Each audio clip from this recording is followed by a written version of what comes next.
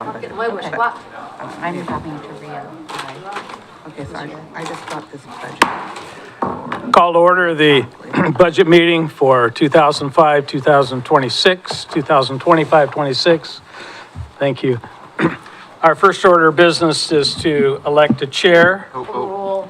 Roll call. Oh, who's here? Sorry. Bruce Anderson, He's trying to pass it. Here. Here.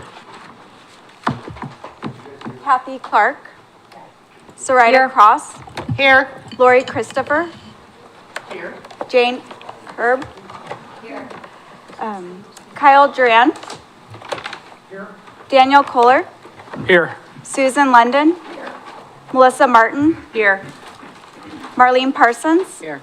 Matthew Stahlheim, Shani Starr, here, Jonathan Thompson, Here. Elaine Wilson. Here.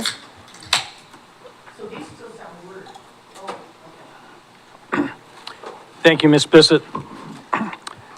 First order of business is we need to nominate a chair for tonight, this year's meeting.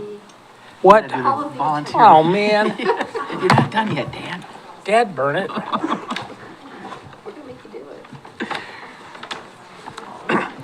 Thank you. I'd like to call on Ms. Freeman. I do now.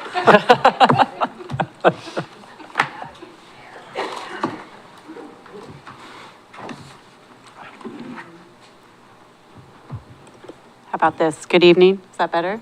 Okay. Well, I don't have any hard time hearing or speaking. Good evening, Budget Committee members. For the record, I'm Kim Freeman. I'm here on behalf of the Volunteer Coordinating Committee to recognize all of you for your dedication, your volunteerism, obviously, right? We so appreciate it. I know that April was Volunteer Appreciation Month, and Mayor Clark did read the proclamation. So I'm not going to read it again tonight unless you all would like me to read it to you.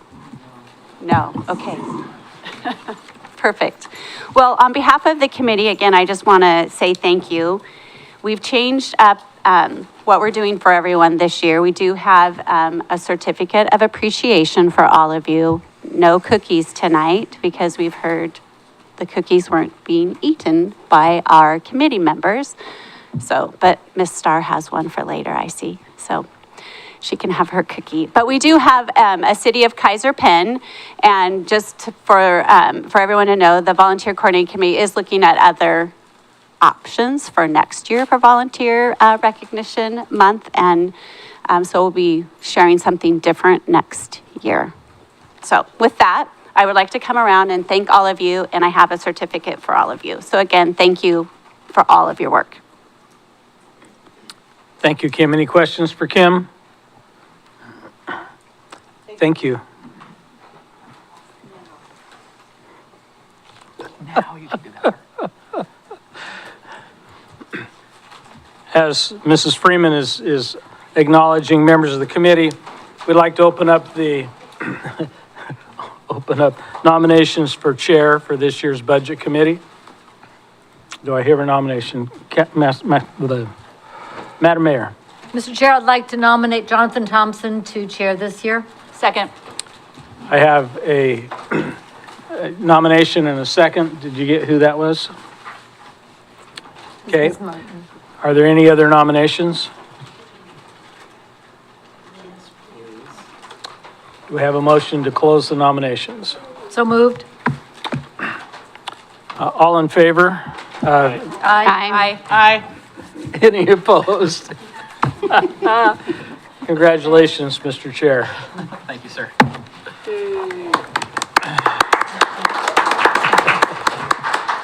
And now we need a vice chair. So is there a nomination for a vice chair for this year's budget committee?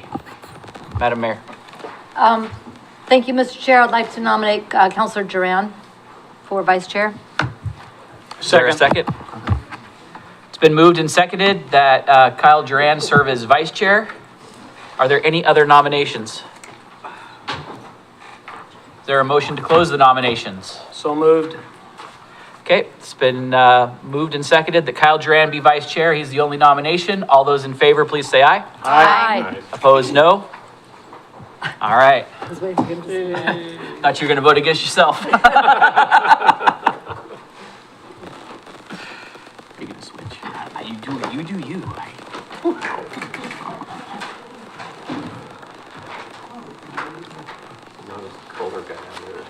I know. Kohler's been trying to get out of there since he got here today.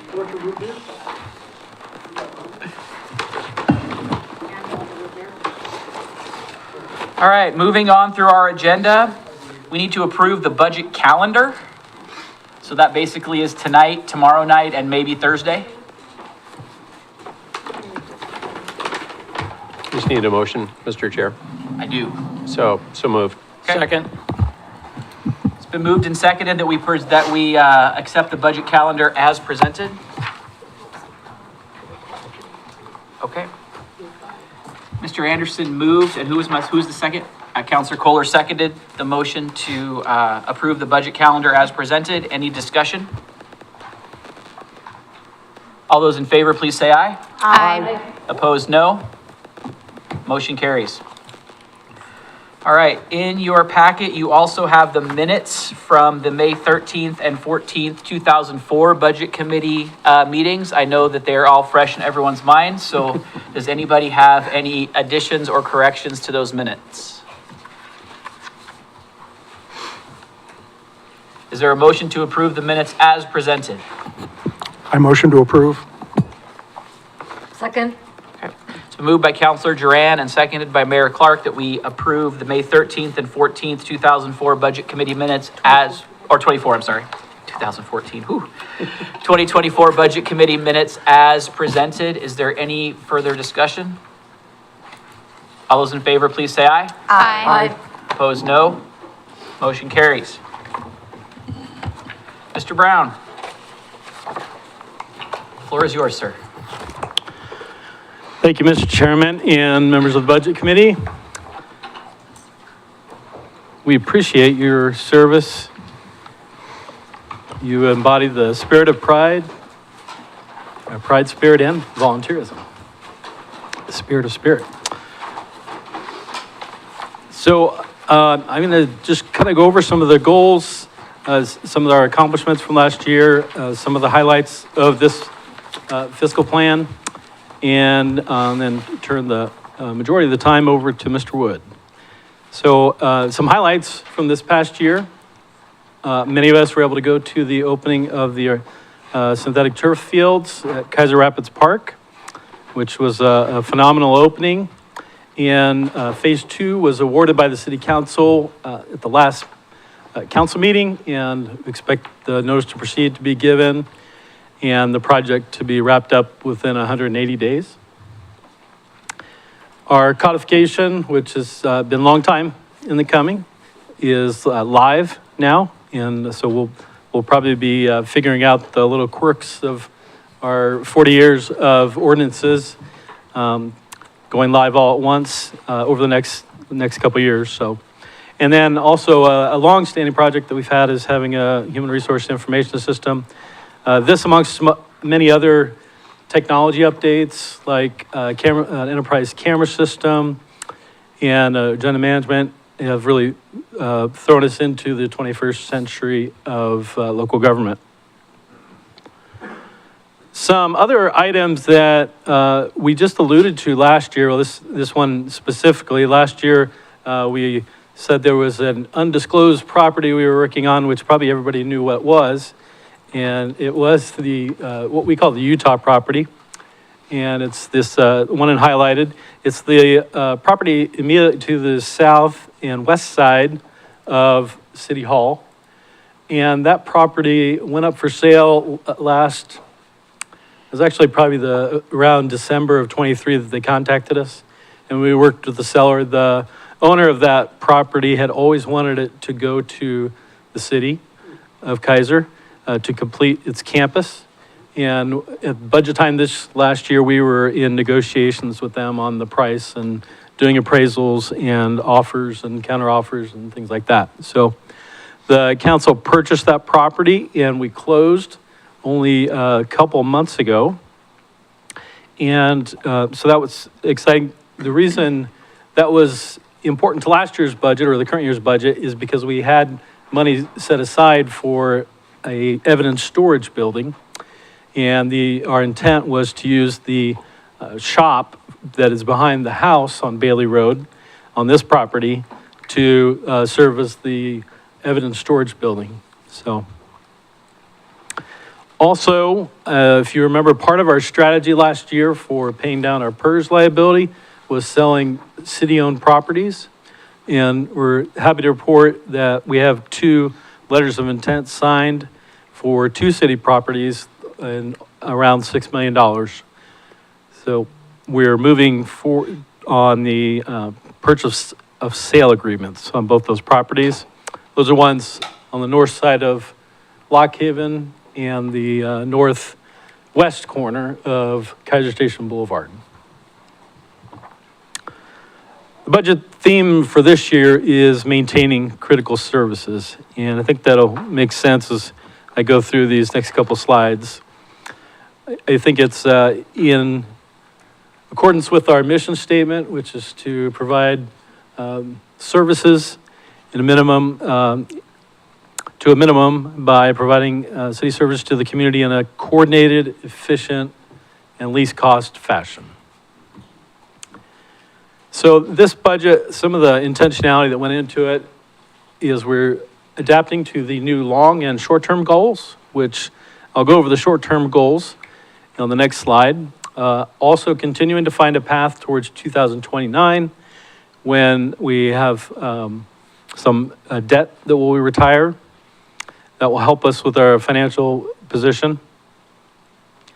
Also maintaining the level of service for quality of life in our community. You know, we have received several public testimonies, written and oral, to preserve quality of life services. And when we think about that so much of our budget goes towards providing public safety in not just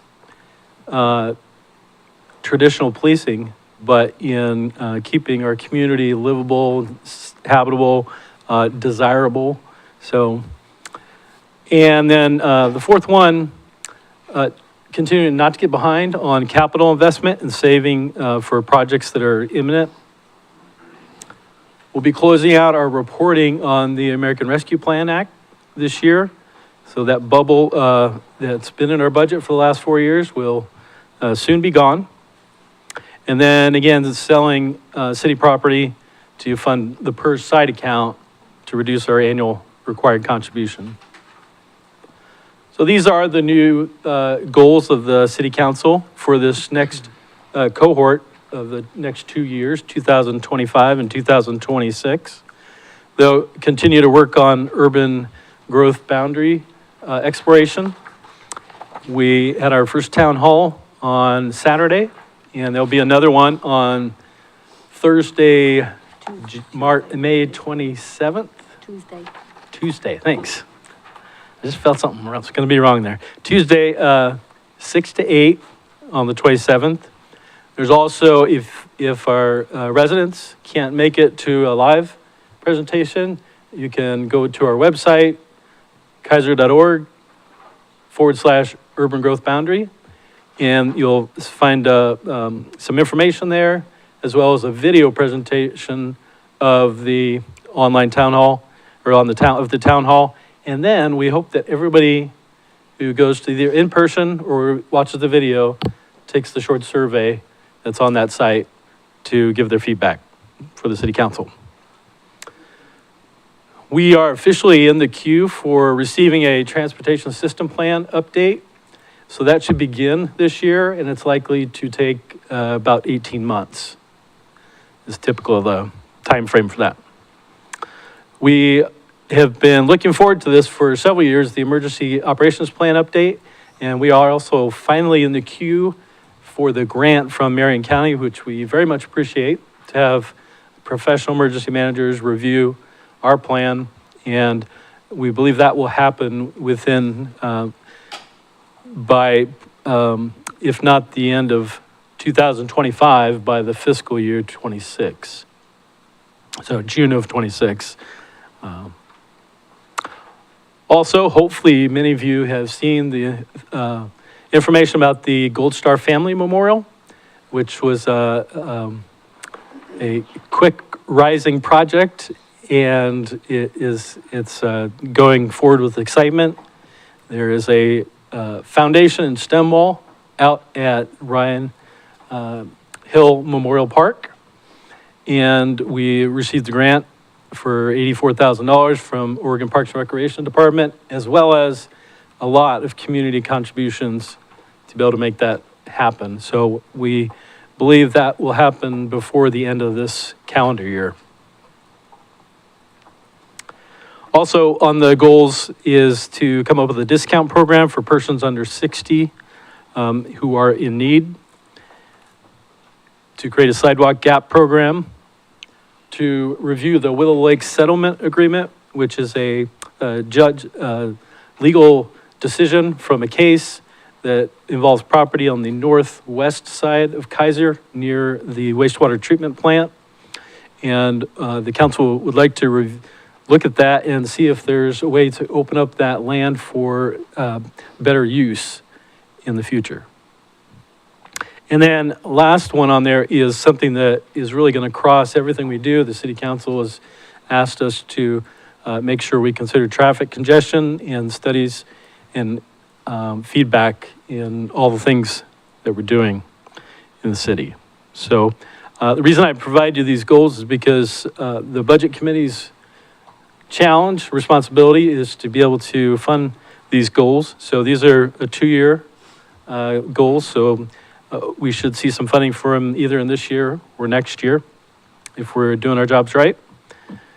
So right now we are upside down as we were last year.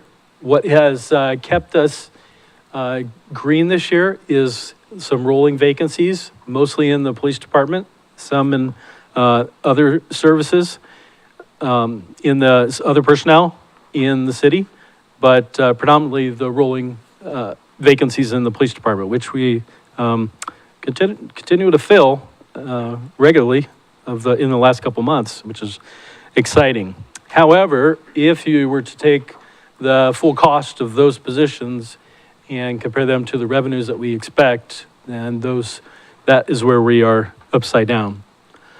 And that's okay, so far as we have a strategy to get there and we don't go under in terms of fund balance in any given year. Which is why we have the strategy to pay down the PERS liability and reduce our unfunded accrued liability. That will make a perpetual impact on expenses. And then also, we want to use that fund balance to get us to 2029 when we have that $1 million of debt retirement coming due. So, at a very, very high level, I'll run through some of the expense drivers here. PERS is really the number one expense driver. Number two, probably compensation.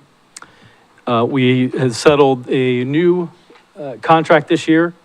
The legislature allowed the sergeants in the police departments to unionize, which they did, and initiated bargaining, and we closed out a bargaining session with them. We are in the third year, or this will be the third year of the Kaiser Police Association. The rest of the officers contract, and then year following that, I believe, is the Public Works Union.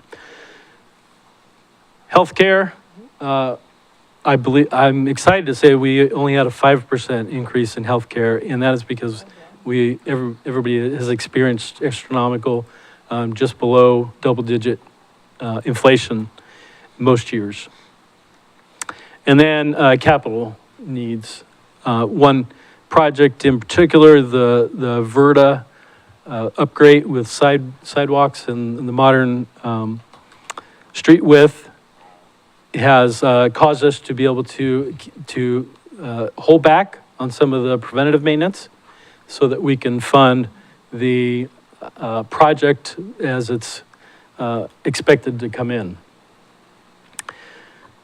Because of the delay in which you're able to fund these projects, and when they're actually planned and designed, the expense is borne by the local government.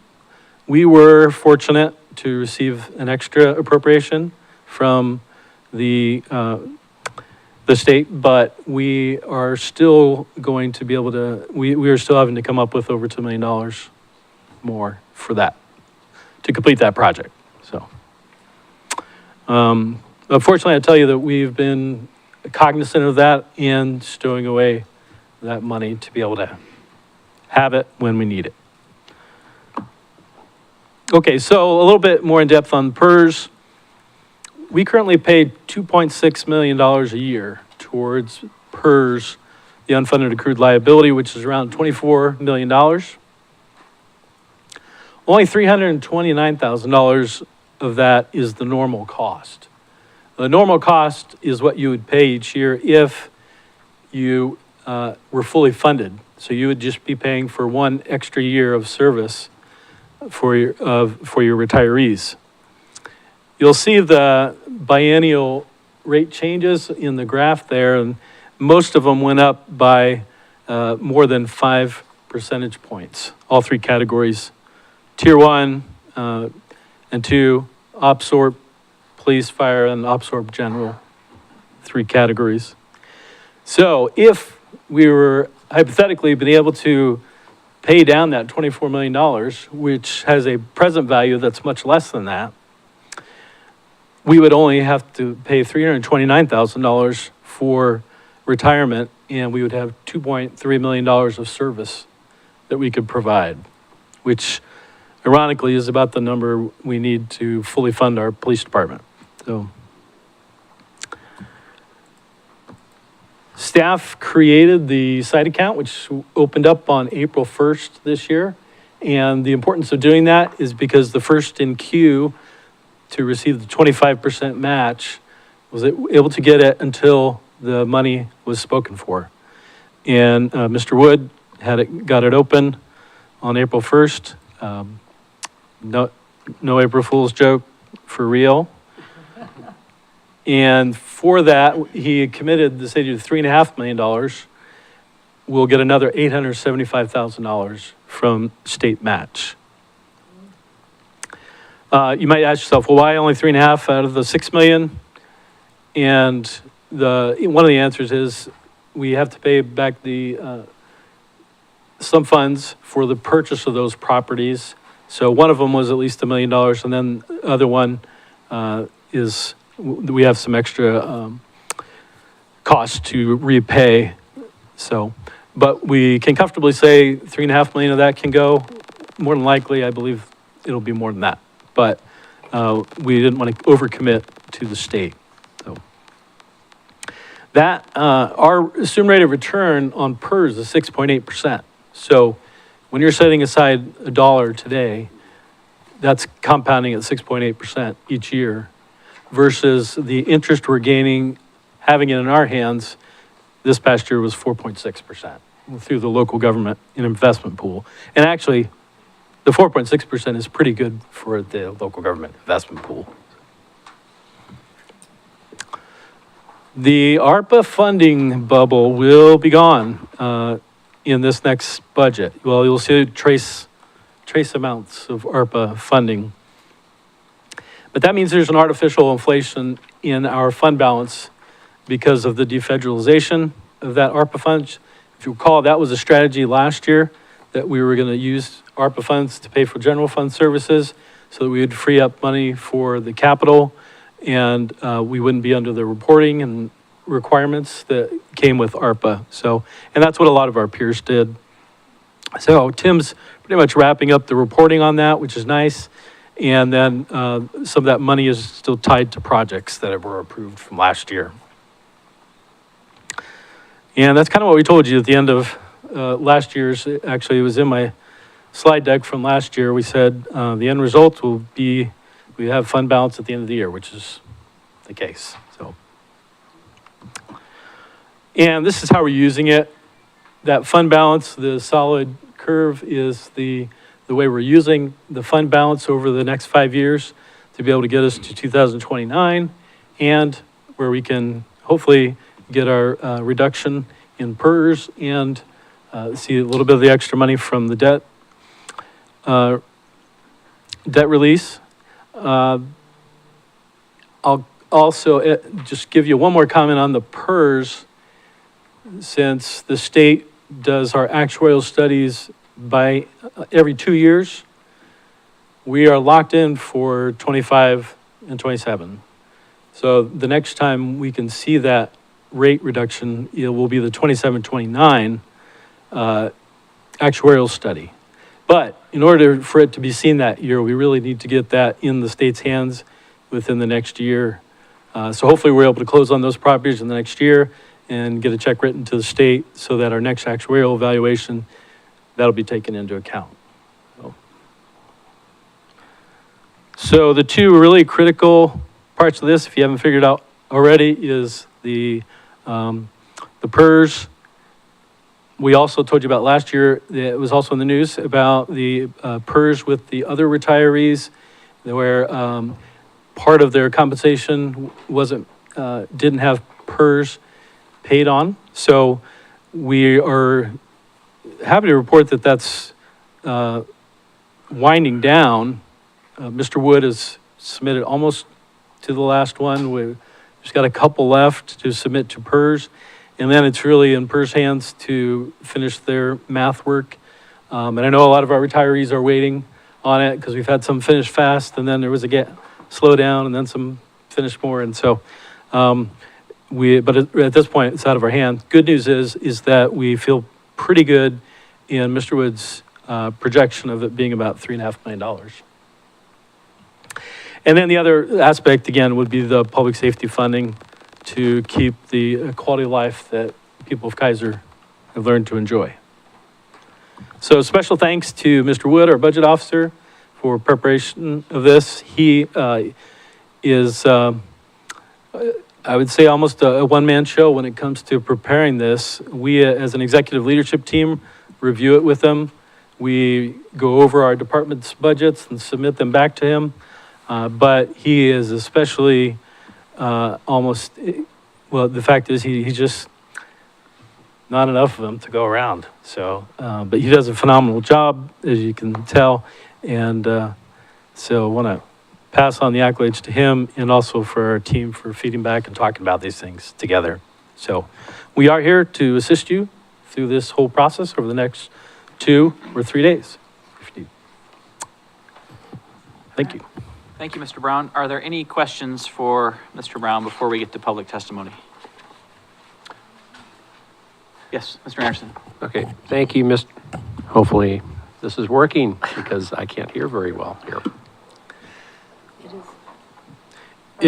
The recording system's working. So. Okay, well, sorry, I'll try and speak up for you, sir, Mr. Davis.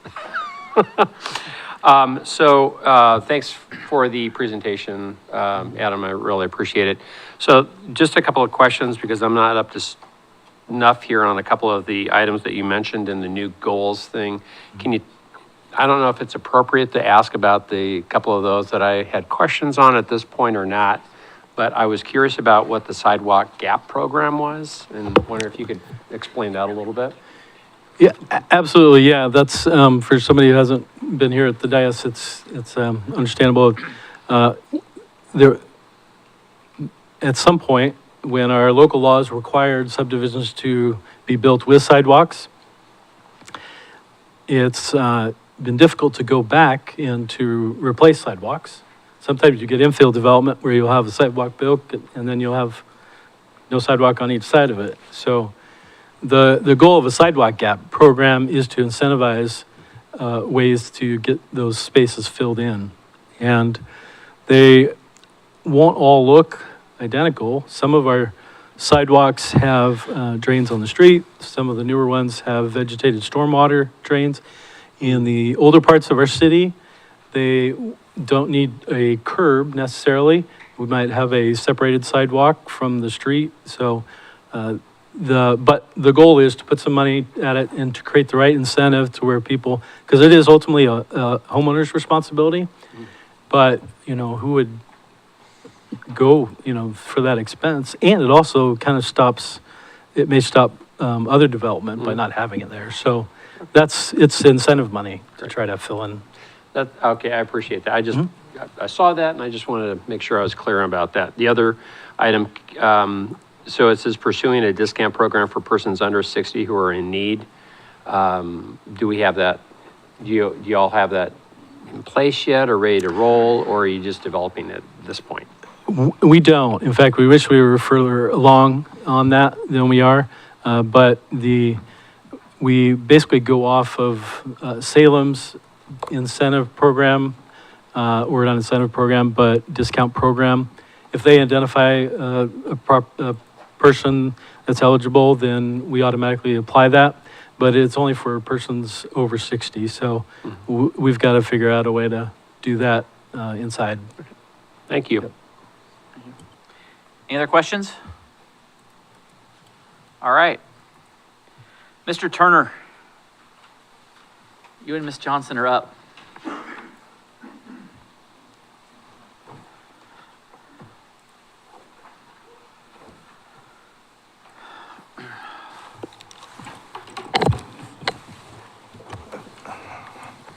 Thank you, Chairman, and Budget Committee. We are here today just to be available to answer any questions for our request for the TOT funds for the Kaiser Chamber of Commerce. I guess for the record, I'm Jeremy Turner. I'm the president of the Chamber of Commerce.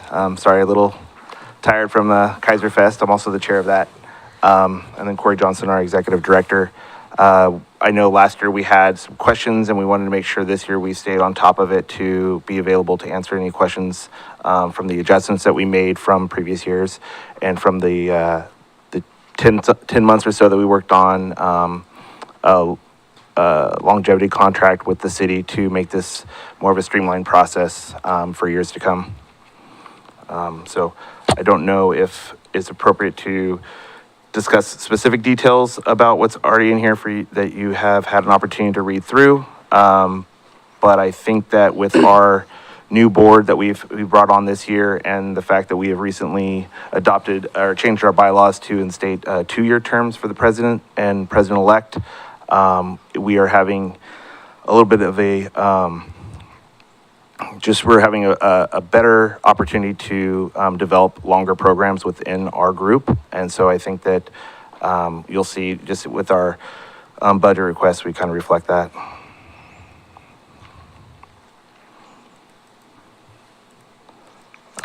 I also would like to say I sent City Council the link to our Play, Stay, and Eat guide on the Chamber website, which is discussing or showing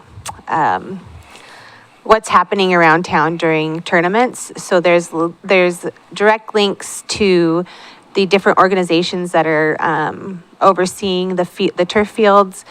I have reached out to Kaiser Little League. I haven't received anything back, and I spoke to someone on the phone as well, and I still haven't received anything back from them, but we are working on adding them to the website. You'll see on the front page of the web page, there are listings of places to eat, places to stay, and other services. And then it'll link in things that people might need to do while they're in town, or if there's emergencies for, like maybe they popped a tire, we'll have Les Schwab on there or something like that, that they can find accommodation for services just a click away. Obviously a phase 1. Yeah, it will grow as we become more versed in how to make that more presentable for the city and adding things. It is also open, I will say, to all businesses in Kaiser. That way we're showcasing what Kaiser has to offer, not necessarily just chamber members. However, chamber members are highlighted in a different way, so there's a differentiation so that our members have a perk out of the option as well. Thank you. Are there any questions for these two? Oh, Counselor Starr. Thank you for that update on the digital. I would assume it's a digital guide? Yes. And is that replacing the printed directory that goes? No, we're not replacing the printed directory. We are including a digital directory in addition to it, just like many of the people in this community who have the internet at home. Some people don't as well. And we've seen and heard from the general public that they really do appreciate the physical directory guide as a way to recall or leave it in, businesses, lobbies and things like that as well. So we are adding the digital piece to our current directory. This is going to be targeted the play, stay, and eat guide is going to be targeted directly towards, the turf fields and Kaiser Little League fields, things like that, so that there could be a QR code or something easy for people to navigate to that isn't as robust as the directory that the Kaiser Chamber has on the website. And because we have some resources available to us, we don't put that burden back onto the fields to have to manage that kind of list. So, Thank you. Any other questions? All right, thank you both for coming. I Thank know you have you. nothing else to do the rest of the week, so. Not one thing. Oh, yes, I'm sorry. One more question. Yeah. Sorry, thank you. I'm just looking here at your budget. You guys have noted TLT support. What is it? The TLT support, is it donor? It's Oh, the okay. I can never say it, transient lodging tax lodging tax. Okay. Occupancy tax. or travel occupancy tax, yeah. That's TOT. TOT. Okay, Yeah. I forgot that. And then another one, so you guys have here outside services. What does that mean? Your expenses for outside services? Those would be the others, the other outside services. Thank you, Kyle, Mr. Duran, for that. Those would be the things that we do for the city as far as events and other things that we put on, like Mayor's Prayer Breakfast or State of the City. You can chime in anytime if I'm missing anything. Where are you seeing that in the, like, what are we referencing specifically? Are you looking at the budget itself? Yes. Okay, I'm sorry. Those would also be like when we pay for vendors, not vendors, but like concerts for Kaiser Fest or in the park when we were hosting those. Those would be for, really anything that the Kaiser Chamber puts on. We call it outside services when we Okay. pay So it's the vendors vendors or. being paid to service for, okay, Yeah. on behalf of the chamber. Yes. And I don't know, do you mind if I ask why you're asking about that? I'm just trying to understand, because I see our Okay. budget went up about $14,000. So Okay. like, what does that mean? Like, Okay. what kind of services been provided for the budget been higher compared to the other services? So, Okay. I just want to make sure I gave you the correct answer. yeah, no, I appreciate it. Yeah, I'm just comparing the numbers going up, and I see that one is one of the highest. Yeah, pretty much everything we do outside of paying for membership things would be considered outside services or event services.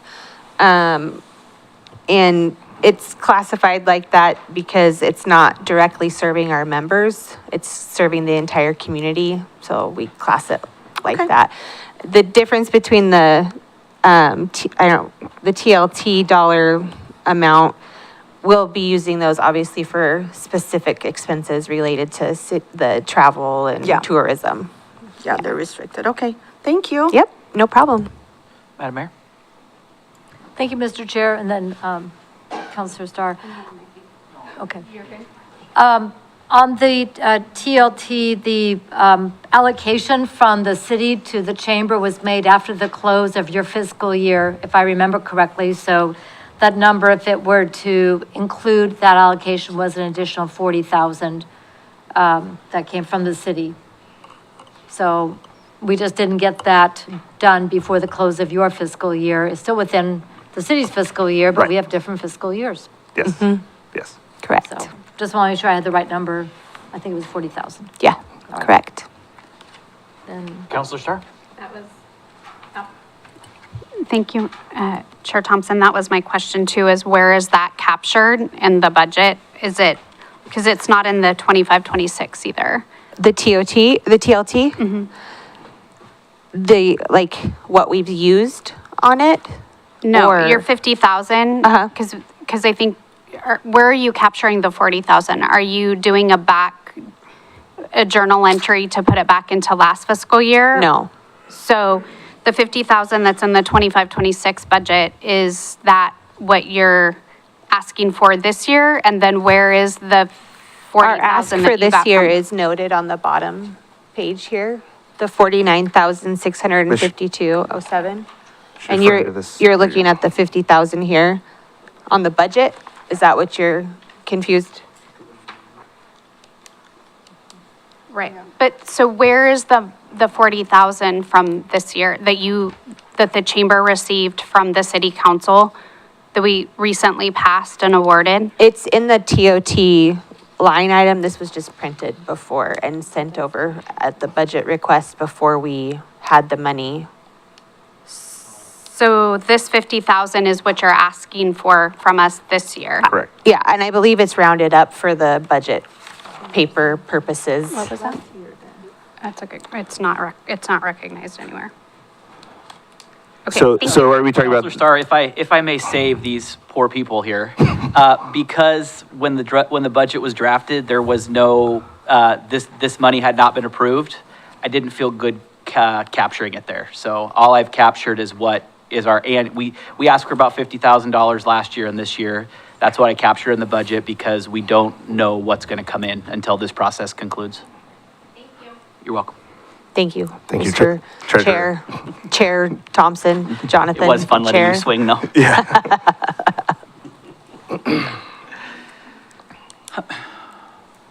Further questions for these fine citizens?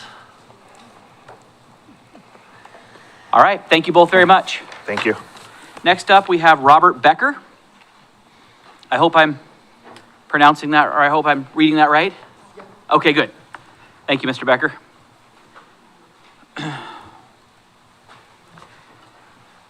Please introduce yourself for the record, and the floor is yours.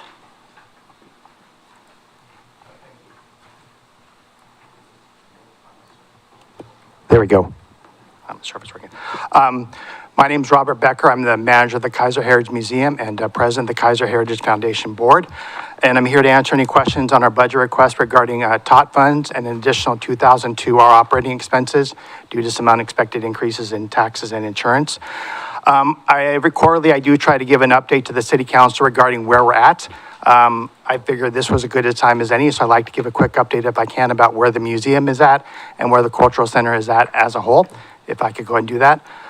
First, I'd like to reach out and congratulate Barbara Miner back there from the library, because I must say she certainly keeps that place buzzing with all her programming activities. And every Saturday when I walk in, there's kids everywhere. Story time is just really a wonderful program that she's been doing over there. So I want, part of what we're doing is asking for the funds, the TOT funds is for our year two. We're in year two of our reimagining and modernization, or our RAM project. And I'm happy to say in the Kaiser Heritage Museum, for the first time in our history, we are fully staffed. We are open 6 days a week, fully staffed every day. And including, we've recently had a McNary intern for the last year who has done a wonderful job. And in our history, and first time, we are going to welcome a University of Oregon College intern starting about mid-June. Over this past year, the museum has embarked on a number of training opportunities, including best practices in collection management, collection care, and last December, I even completed a 40-hour course in effective heritage interpretation sponsored by the National Association for Interpretation and the Oregon State Capitol Foundation. The funds, if approved, combined with our professional development opportunities that we are partaking in, will help us tell the Kaiser story in an engaging manner using best practices and effective interpretation techniques. Our primary mission is and always will be to tell the story of Kaiser. However, through continued networking and outreach, what we are doing today is having an impact on organizations across the state. I have received calls from organizations and other heritage institutions calling us to understand, to come and visit and see what we are doing and what we are accomplishing. I recently attended the Oregon Museum Conference in Independence. And while I was there, I met a representative from the Adair Living History in Benton County. And he had been struggling to find an Oregon military I don't know if you're not familiar with the Adair Living History, it's a World War II camp that they're trying to build their own museum, basically from scratch. And he was having a really hard time finding a military partner or somebody he could reach out to kind of help him with the problems they were having in that arena. And it just so happened that the Oregon Heritage Commission had called me and had me help the Oregon Military Museum in Clackamas County on a project. So I was immediately able to go ahead and connect those two. And that's just demonstrating kind of the outreach that we are having to other organizations within the states.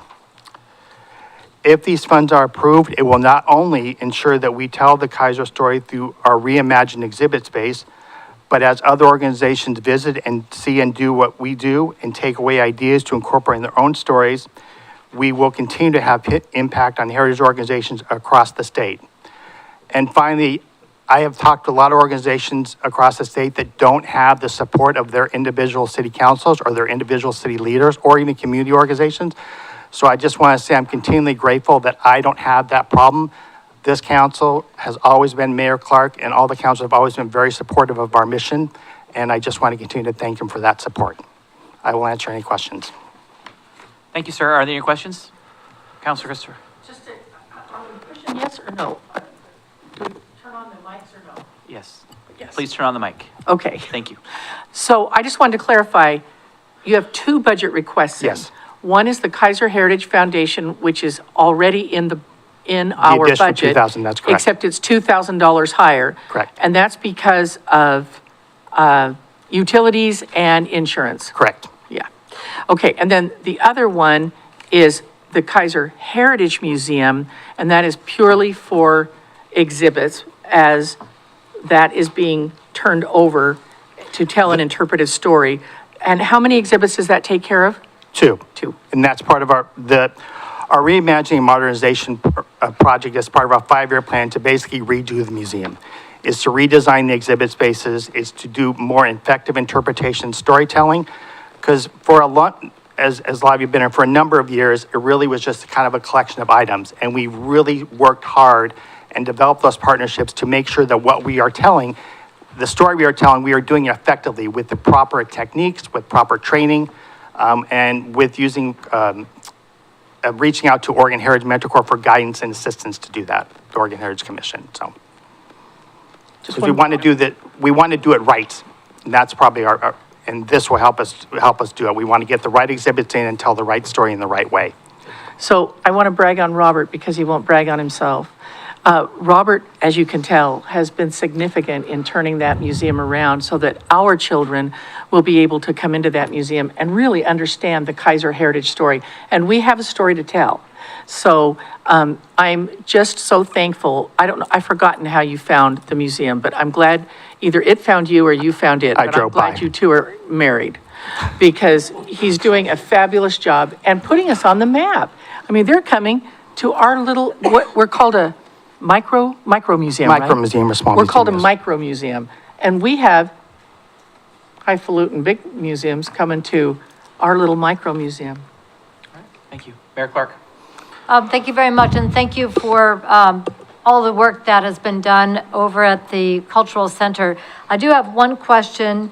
Over the last 3 years, there's been a great deal of investment in the infrastructure and a lot of capital projects that have been funded. A couple of them, ARPA, the ADA doors, the windows. There's been HVAC and handrails for a total of $104,000. ARPA bubble is popped.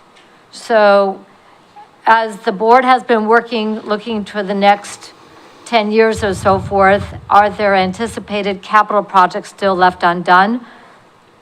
Not major ones, no. Everything, all the, you can say deferred maintenance, the replacing the air conditioners, the heaters, the ADA doors, that's for the most part done. Now, I can't obviously foresee if something, some damage may not occur, like a water damage event again. But no, all our big projects are done, as far as I can see. I don't have anything on the horizon that we need to worry about, so. Follow-up? So as a follow-up, the lease agreement calls for the Cultural Center, the Heritage Foundation, to take care of the capital projects, and the agreement we have is the 50% approximately of operating. So what this is anticipating is we're going back to that model and that ongoing fundraising, grants and so forth for capital going forward as you and the board project out on any capital projects that may come up.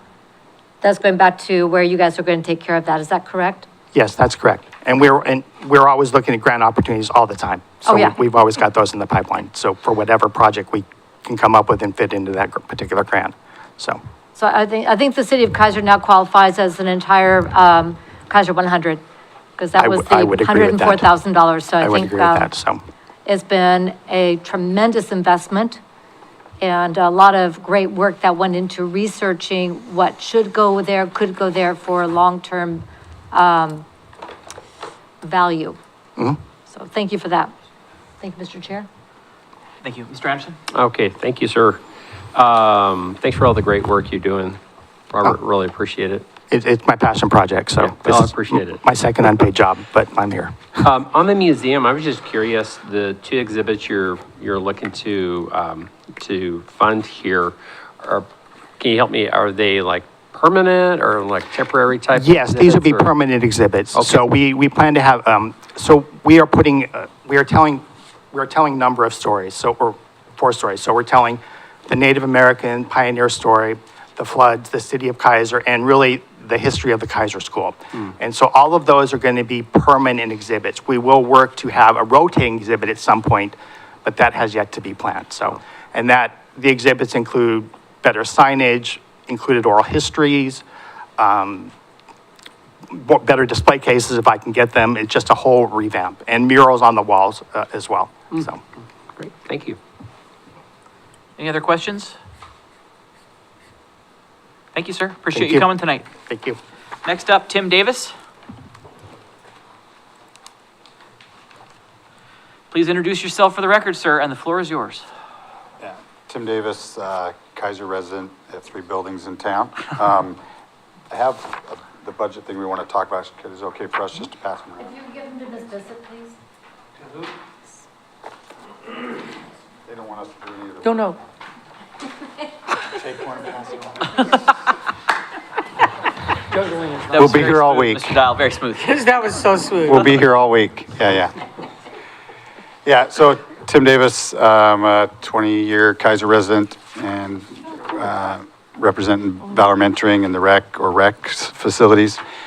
This is about the concert series, and I apologize that I missed an opportunity to have submitted this to the budget committee, but in order for us to make this happen, we do need some help. From my opinion.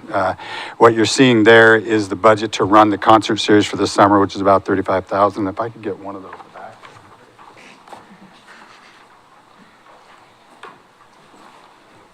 Yeah, and really what we're asking for is an opportunity for you guys, if you could cover a third of that.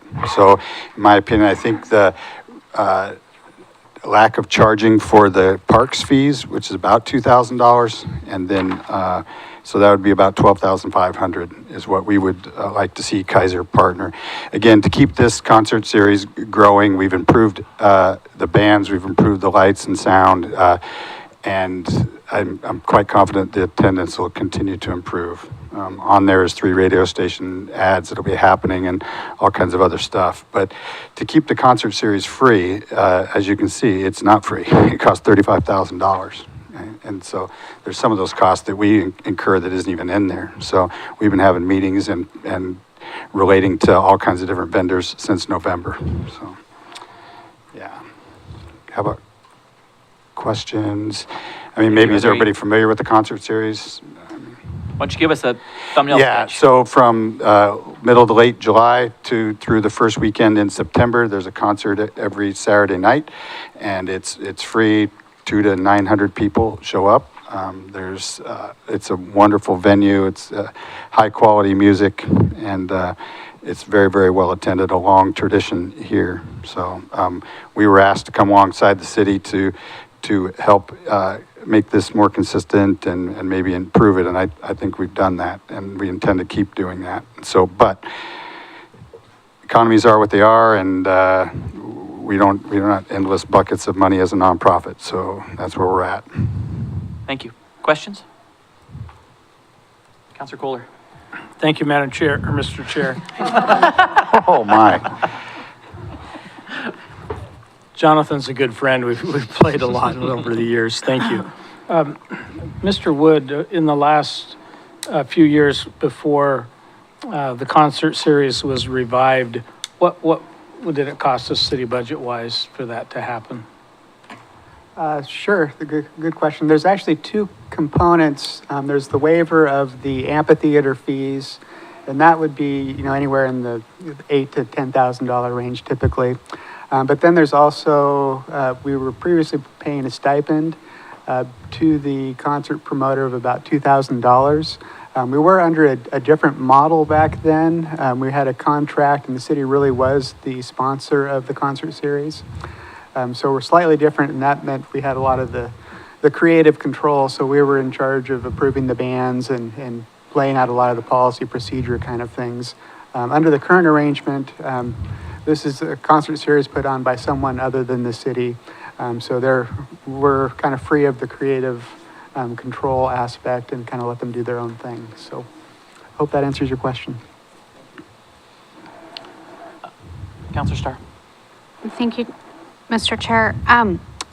Mr. Davis, I heard between what you said about 2,000 for the park fee waiver, is that per concert?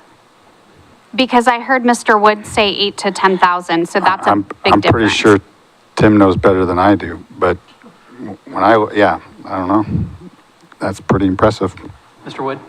So there's probably a little bit of a spread. If you just count the time that the concert's actually going on, you're closer to the $200 mark per show. If you count the whole day, blocking off the entire amphitheater, that's where you get to the bigger number. So, right. And so it's about how many hours per? About 3 to 10, 3 to 9, for setup and sound check. Is that what you're asking? So 6 hours per concert-ish, Yeah. give or take. So Yeah. that's where we get to the total of 8,000 to 10,000 for this season? Correct. And a couple of the concerts we had set up the day before, those kind of things. Right, so when you if we- factor in the full thing. Figure 10,000, the city's already waiving for park fees.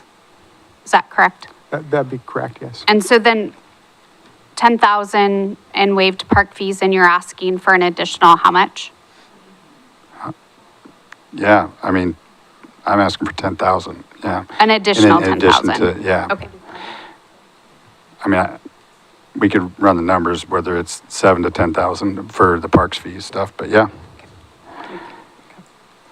In order for us to keep it as a free concert, right? There's a lot of fees. There's unknowns. Last year we got, so yeah, we certainly didn't make money, and that's not our goal to make money, but we're not in the position to continue to deeply subsidize it.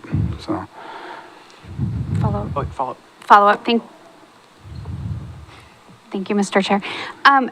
Do you ask for those vendors who come and set up to provide food, beverages, et cetera? Do you ask for a percentage back from them to be Yeah. able to set up there? Previously, because there was a lull between us taking over and before, vendors didn't want to come because they didn't know what kind of attendance. So vendors paid a $100 fee to show up, to some of those. And then we had times when vendors just no-showed. And so we intend to provide at least hamburgers, hot dogs, and chips, because we have all that from one of our facilities and food handlers licenses and all that, so that we can be sure that there'll be affordable food for a family there. Now, I recognize that we intend that would generate some revenue. How much that will generate for us is a little unclear yet, but it also guarantees that there'll be food, because we had people, with an hour's notice say, I'm not going to bring my food truck, and then, so. Can I follow up? What about the beverage service? Because Yeah. I've seen very long lines out waiting for so the. we've renegotiated that, and so there will be a royalty fee that they're going to pay. These are things we learned along the way, right? So they were just paying $100, and they were making as much as we would get in donations all series long. So those are some of those adjustments but we're not sure what that will end up payoff for us would look like. Yeah. Have you already negotiated that royalty fee? So it's a set fee? We're down to a small percentage as far as what we're going to agree upon. Because obviously it takes more energy they're going to sell a lot more product at maybe a bigger band compared to smaller bands. So that's their piece of negotiation. It's like, well, we didn't do too well on a couple concerts. We did really well on some of those. And so what we've done is fill in those gaps. So there's 3 bands that aren't coming back, and the next 3 that are significantly better bands. Yeah. So if you look on the poster, a band that probably none of us know about, Glitter Fox. So they're a big band in Portland. They sell out theaters up there. So that'll be bringing down a whole arsenal of new people to this area. But yeah, so we're trying to continue to improve, and which means we pay more for the bands compared to what it used to be. And our equipment is much higher than it's ever been before. It's done by professional people with master's degrees in music and media. Yeah, as well as there's always an MC. There's always some things that weren't provided, that bands have water, bands are announced. There's just some of these things that we're just sticklers for, but yeah. Thank you. Yeah. So last year, you came alongside of the chamber and, That was it. Uptown. Uptown Us and Chamber, yeah, and so the city was not a sponsor last year? no. We did not sponsor these concerts? Because I thought the city, I've always called them the city summer concerts. You did. Huh?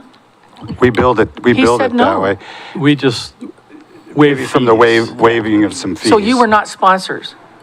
We were not You sponsors? were listed as sponsors on our radio ads and on banners, but, yeah, and yeah, We didn't pay any cash. We didn't pay any cash. right. Well, here's what I know. The community loves these concerts, and for the, 1 to 2 years that we didn't have them, that was not a good situation. And I think that these concerts bring a lot of attention and a lot of businesses. And I don't know these bands because I'm an old person. Yes. And so I'm sure they're wonderful, and there'll be lots of young people. I do know JFK. And they'll bring lots of people to our community. And I think that that's something we want to invest in. Yeah, And especially if you think they're going to be, are you thinking that these bands, I do know Johnny Wheels and the Swamp Donkeys. Sure, They were they're awesome. fabulous. Yeah, Yeah. yep. So, but are you thinking that these concerts, there were a couple of concerts that were light last year. Yep. But are you thinking the average attendance is going to be 800 people? We weren't really accurate at doing head counts, but I think what we're looking for is a 25% increase. That's what we project on those bands that we replaced. Yeah. And we might do much better than that because we have a more robust advertising campaign and other things. So who's the sponsor of these? It's on us. It's on Valor. So Uptown Music is helping with some of the equipment. Well, I think we should be a part of that. Cool. Ms. Martin? I just want to be clear. You said 12,500 initially, and now you're saying 10,000, so I just kind of want to know what you're asking for. I'm adjusting for what, I think there's a discrepancy on how much the parks fees would be depending on the band. Is that what you doubt your? No, because when you initially came to the die, you said you were asking for 12,500. You were hoping that we would fund a third, which was about 12,500, and then when. Yeah, and I'm Councilor talking money, right? And so I came thinking that the fees were about 2,500. Okay. That makes sense. Okay. And So you're asking us for 10,000?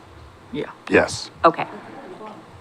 He's new here. This is the first time he's done this. Well, second time. We came in late and made it happen out of request from the city, right?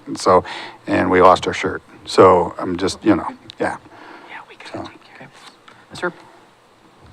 Thank you, Chair. So Mr. Wood, I think I just need kind of an overview. So you took this on, which we're incredibly grateful for you doing, because they're amazing, and I hope we can continue, and I hope you'll still do it.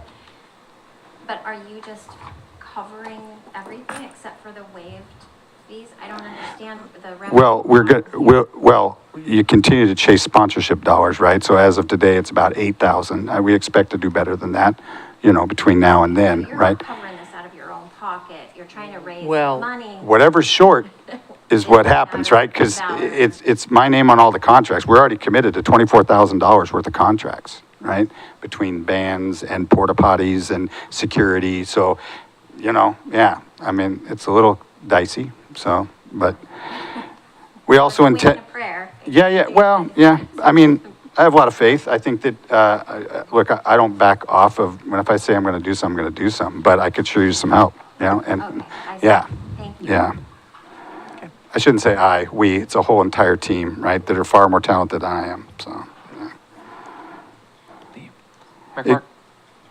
Thank you, Mr. Chair. I'm looking to you and then to Mr. Wood to bring this up under our discussion of transient occupancy tax, since clearly we're bringing people in from out of the area for a regional, at least a regional event. So would that be the appropriate time to bring up this conversation for the level of funding? Absolutely, that would be the appropriate time, yes. And follow up, please? Yep. So point of clarification, the cash portion that you are asking for, and I'm mentioning transient occupancy tax because that's travel and tourism. And we know we have people coming in here for all over, especially when you have bands like this. Oh, yeah. There will be people traveling here, so better have a lot of people on parking. Get them trained during Kaiser Fest. I know you will, Mr. Dial. So the dollar amount you are asking for is 10,000, 10,000. and park fees forgiven. And to And waive the park fees. fees forgiven. Waive the Because amphitheater in my costs. mind, I came here and those weren't gonna be there, right? There was no park fees when I came to, when I'm doing my math, right? So, Understood. yeah. But I want to just, I need Yes. to hear, Yes. say it, Yeah, waive the Yep. fees, and that's a separate process that goes through our staff. But the budgetary request that I'm hearing is $10,000, and I've asked for the opportunity to bring it up under transient we still call it TOT. TOT. Yeah, we do. So we're old fashioned. Yeah, we are. Yeah, and I don't know that it matters, but some of these bands are gonna be opened up by Kaiser kids, right? Who perform at our facilities and so on. So there's other opportunities. Obviously, and if for some reason, as we raise money at the concerts and we get a surplus, that will go to providing free instruments and music lessons to middle school and high schoolers. So, yeah. Okay. All right, Counselor Starr? Thank you, Mr. Chair. So a couple more questions. Sure. That's my middle name. Question. She's data-driven first. So, first question, can we charge for parking? Well, No. Like $2? I think the answer, you guys would know, we probably can do what we want, but I just, yeah, that's, I think I'm I'd looking say to, this as the only non-city. I'm looking to staff for Yeah. that question, because I just think about like if, That was it. what you're I'm out of saying. here. Fundraising for you. Yes. Then you need staff. Council Star, yes, you could charge for parking. The council sets the fees for everything, so that's a possibility. Okay. Okay. So what he's saying is if you charge for parking, it's your fault. Well, I mean, I'm just No, right. trying to just- look for a revenue Sure. model here. If we're having, I get putting money forward to support the effort because Right. number one, we're showcasing local high school students and their music. Right. And then further beyond that, we're supporting new instruments, et cetera, in the schools, but also Freaking like, great. there's wear and tear on our parks, Right. right? When we're having cars drive on there for parking. So I'm just curious about paying for parking. I mean, if I pay, what I'm thinking about when we're asked to go throw out the first pitch at the Volcano Stadium, if I'm asked to pay $5 to go do that on behalf of the city council, like, I'm just turn in your thinking, receipts? like, why wouldn't we charge $2 a car to recover and take care of the grass and the damage that's being done to the parks? Number one. Number two, where is the money going? Are we still passing the hat? Yeah, we'll be taking donations. And where does on that site. money go? Does that- That would go to till we've paid for everything. And if there's an excess, then it would go to buy instruments and So that has provide to music okay. lessons, yeah. So, Thank you. I think if I could just maybe next time when we get one of Okay. these budget overviews, Yep. also have a listing of what the revenue sources Gotcha. could be, Yeah, yeah. right? So we have a listing of, and we know where all of the dollars are coming from. Yeah, Thank I you. think, yeah, I definitely should do that. I think we'll have some more solid numbers doing it all on our own this year compared to some partnership stuff that seemed to be a little convoluted, yeah, in the past. And if the Budget Committee decides to fund this, I think we should say City of Kaiser sponsorship somewhere. Yep, you betcha. We want credit for it. too. Yeah. Banners will be We want a on partner. River Road in 2 different places. It'll be in all summer at the Kaiser Rapids Amphitheater, right? Yeah. And so. I mean, like yeah. I said, we always call it the city concerts. so Yes. I I'm bet she can surprised make you to an learn we honorary didn't- swamp donkey too. Oh, Do what? I bet she can make you an honorary swamp donkey. I could do that. Glitter fox. there you go. This is a road we don't want to go down. Yeah, yeah. Any further questions? Thank you both very All much. righty, thank you so much. Appreciate it. And the last person on my list tonight is Jennifer Palinuk. Hope I'm saying that right, and if I'm not, I apologize. Yeah, right. Please introduce yourself for the record and welcome. The floor is yours. Thank you. Do I turn this on? If the red light's on, you should be good to go. There we go. Thank you. My name is Jennifer Palinuk. I am the Community Partnership Team Coordinator for Salem Leadership Foundation, also the chair of Kaiser United, and I've been a resident of Kaiser for 26 years, so been around.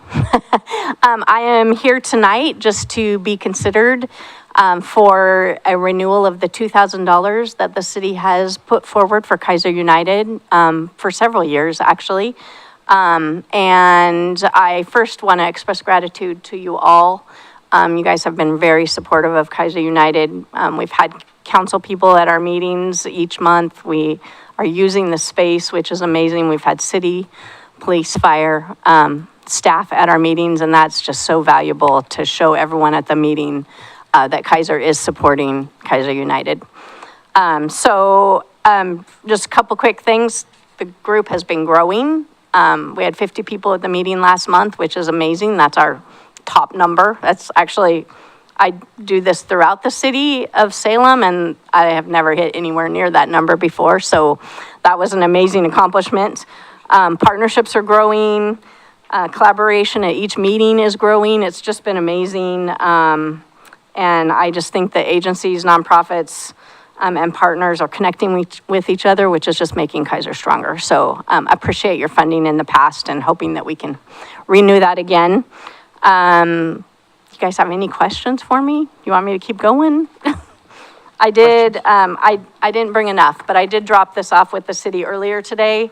We got it. Okay, quick snapshot on the front of what we've been up to, how many partners we've had, our vision and mission. And then just throughout it is everything that we funded, plus a little more information. Thank you. Questions?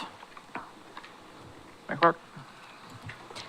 More of a comment than a question. In the changeover, with this coming with the support of Salem Leadership Foundation, not only has the group grown, but also the lunches that are provided are paid for through Salem Leadership Foundation.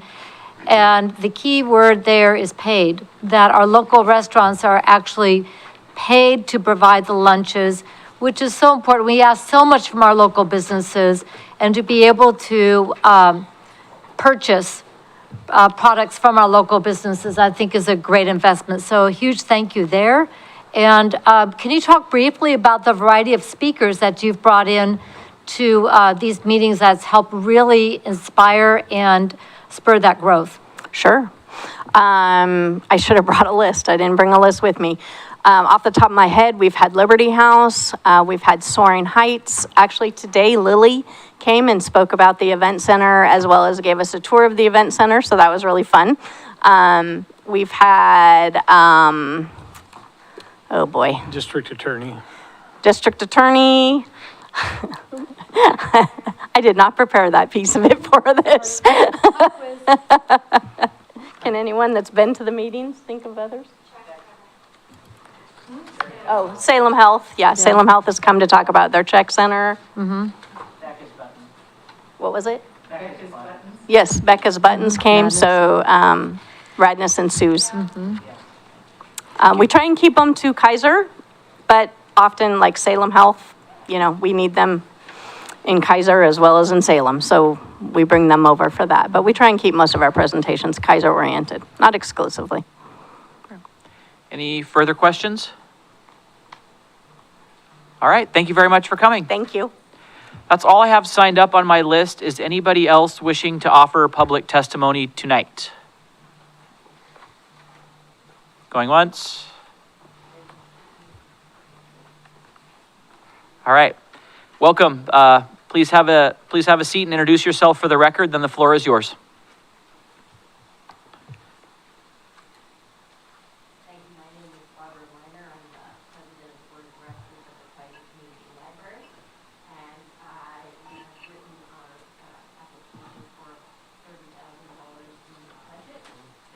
Oh, can you make sure the red button on the mic is, the red light is on? Nope.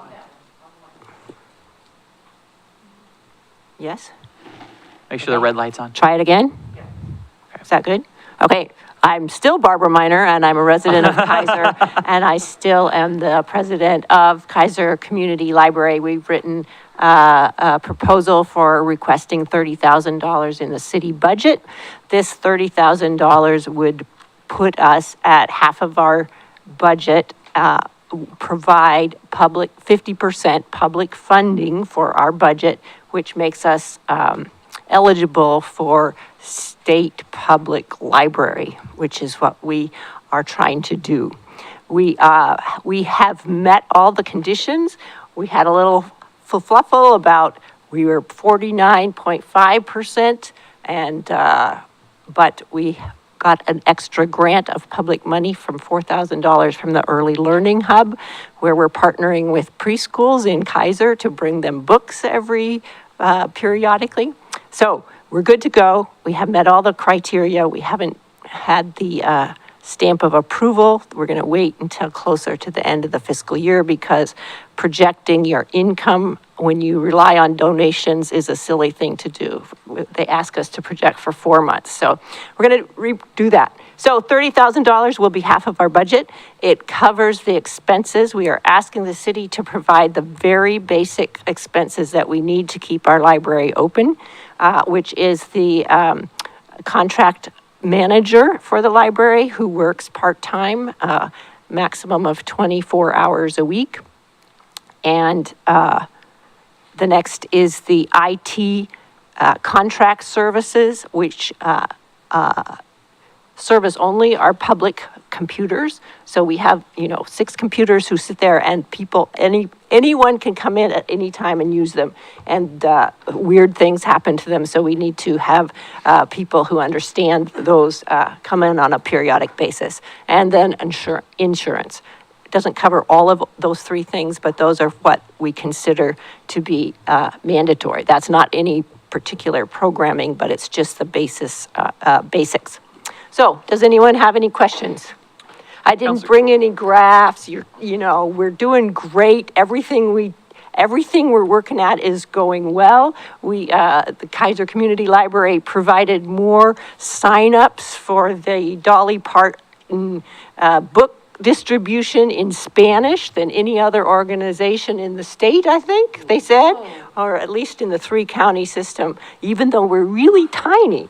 But we have this great bilingual program going on and many other things. Any questions? So the library is kind of like a micro library, kind of like the micro museum. We're very micro over there. We are very micro over there. So here's my question for you. How much participation did the library have during 2024?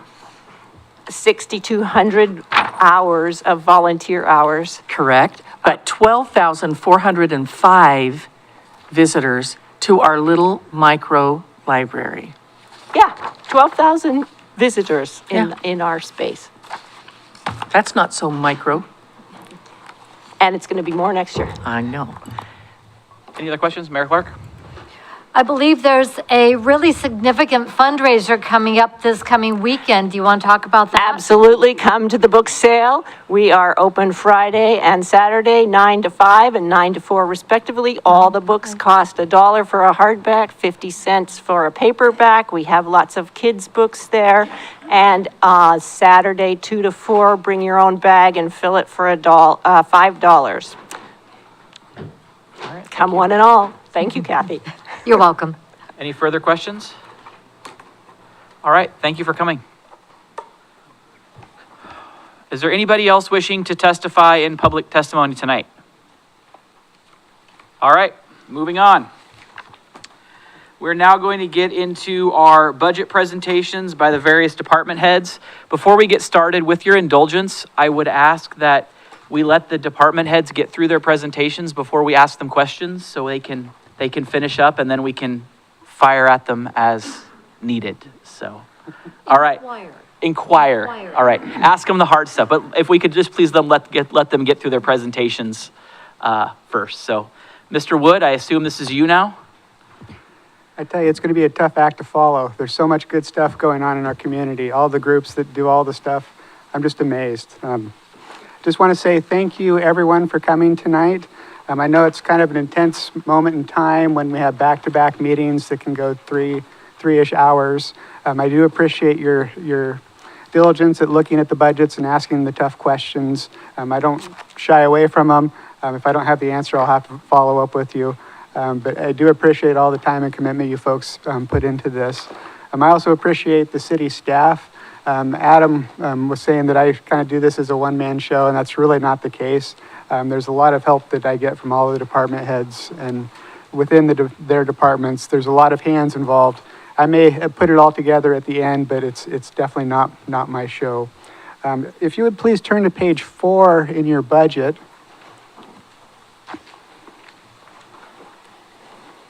I am pleased to announce that we got the Distinguished Budget Presentation Award for last year's budget.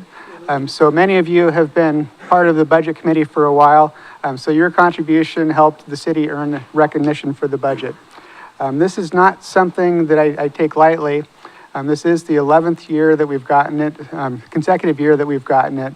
And I think that says a lot about your folks' involvement and the city staff involvement. This is not a requirement to go through this process. This is going a step above. If we were to just simply say, we're going to follow the state of Oregon, all you would have is section 6 in the budget. That would be it, nothing else. Everything else is the additional requirements to earn the Budget Presentation Award. The requirements are basically saying that this is going to be a policy document for the city to use into the future. It's a communication medium to communicate with the residents and different departments. It's also an operations guide, which is telling the city, what projects we're going to be working on over the next year. And it's also a financial plan, especially the long-range planning documents. So I don't take this document lightly, this award lightly. It's something that not every city in Oregon gets, very few do, and it does require a significant effort on city staff's part, but also on the budget committee's part, providing the feedback. Having said that, this year's document, I know there's going to be some typos, errors, edits, things that are going to fall out. I appreciate getting those, and we'll make the changes. As long as it doesn't impact the numbers, we don't have to say that it's an amended budget. So maybe there'll be a footnote here or there that needs to be corrected. I'd be free to take all of those. My first job that I had out of school, my boss said, if I don't see a couple of typos in your document, you weren't working fast enough. I don't think that's necessarily the case here. I don't feel that pressure. However, sometimes I get in that mentality of let's go, let's go, let's go. So there may be a period missing here or there. Again, feel free to point those out to me. If you would turn to page 13. I believe I've said this before, so this may be old news for many of you, but budgeting in Oregon is a very regulated process. Oregon has a lot of rules laid out in ORS 294 that really establish standard procedures for cities to follow, outline programs and services and fiscal policies to carry out those procedures. This is meant to provide estimates of revenues, expenditures, and proposed tax levies, if any. And this is also, the process is meant to inform citizens and encourage citizen involvement. It's also to promote efficiency and economy and expenditure of public funds. So one of the things I do say every year is the focus of city budgeting is different than a corporation. Corporation has intense focus on the bottom line, the net income. I don't know if you'd really want us to focus on the bottom line net income when it comes to your water service or your police services. For us, the emphasis is really on sustainability. Can we continue to provide these services into the near future? So that's why you're seeing some of the things where we make estimates to say, yeah, we think it's going to be about this. We don't exactly have it lined out to the exact penny. However, we think that what we have, what we're presenting is a sustainable budget. We're not looking to pull every penny out that we possibly can. Having said that, we do feel very much a fiscal responsibility. Many of us live in the city of Kaiser. This is the city of Kaiser's money. It's not my money. It's not the city's money. So we have to be very good, faithful stewards with the dollars that we're given. Let's see. If you turn to page 15,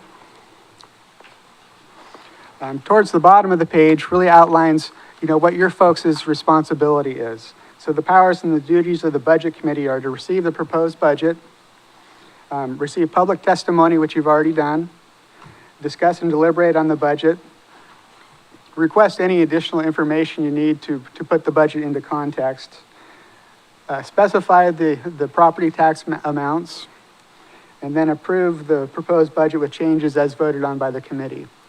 So that's your job. My job and the city staff's job is to answer any questions that you potentially have regarding the budget. And I would also say, as Adam alluded to earlier, your goal is hopefully to promote the goals set out by the city council, so the short-term goals that Adam walked you through.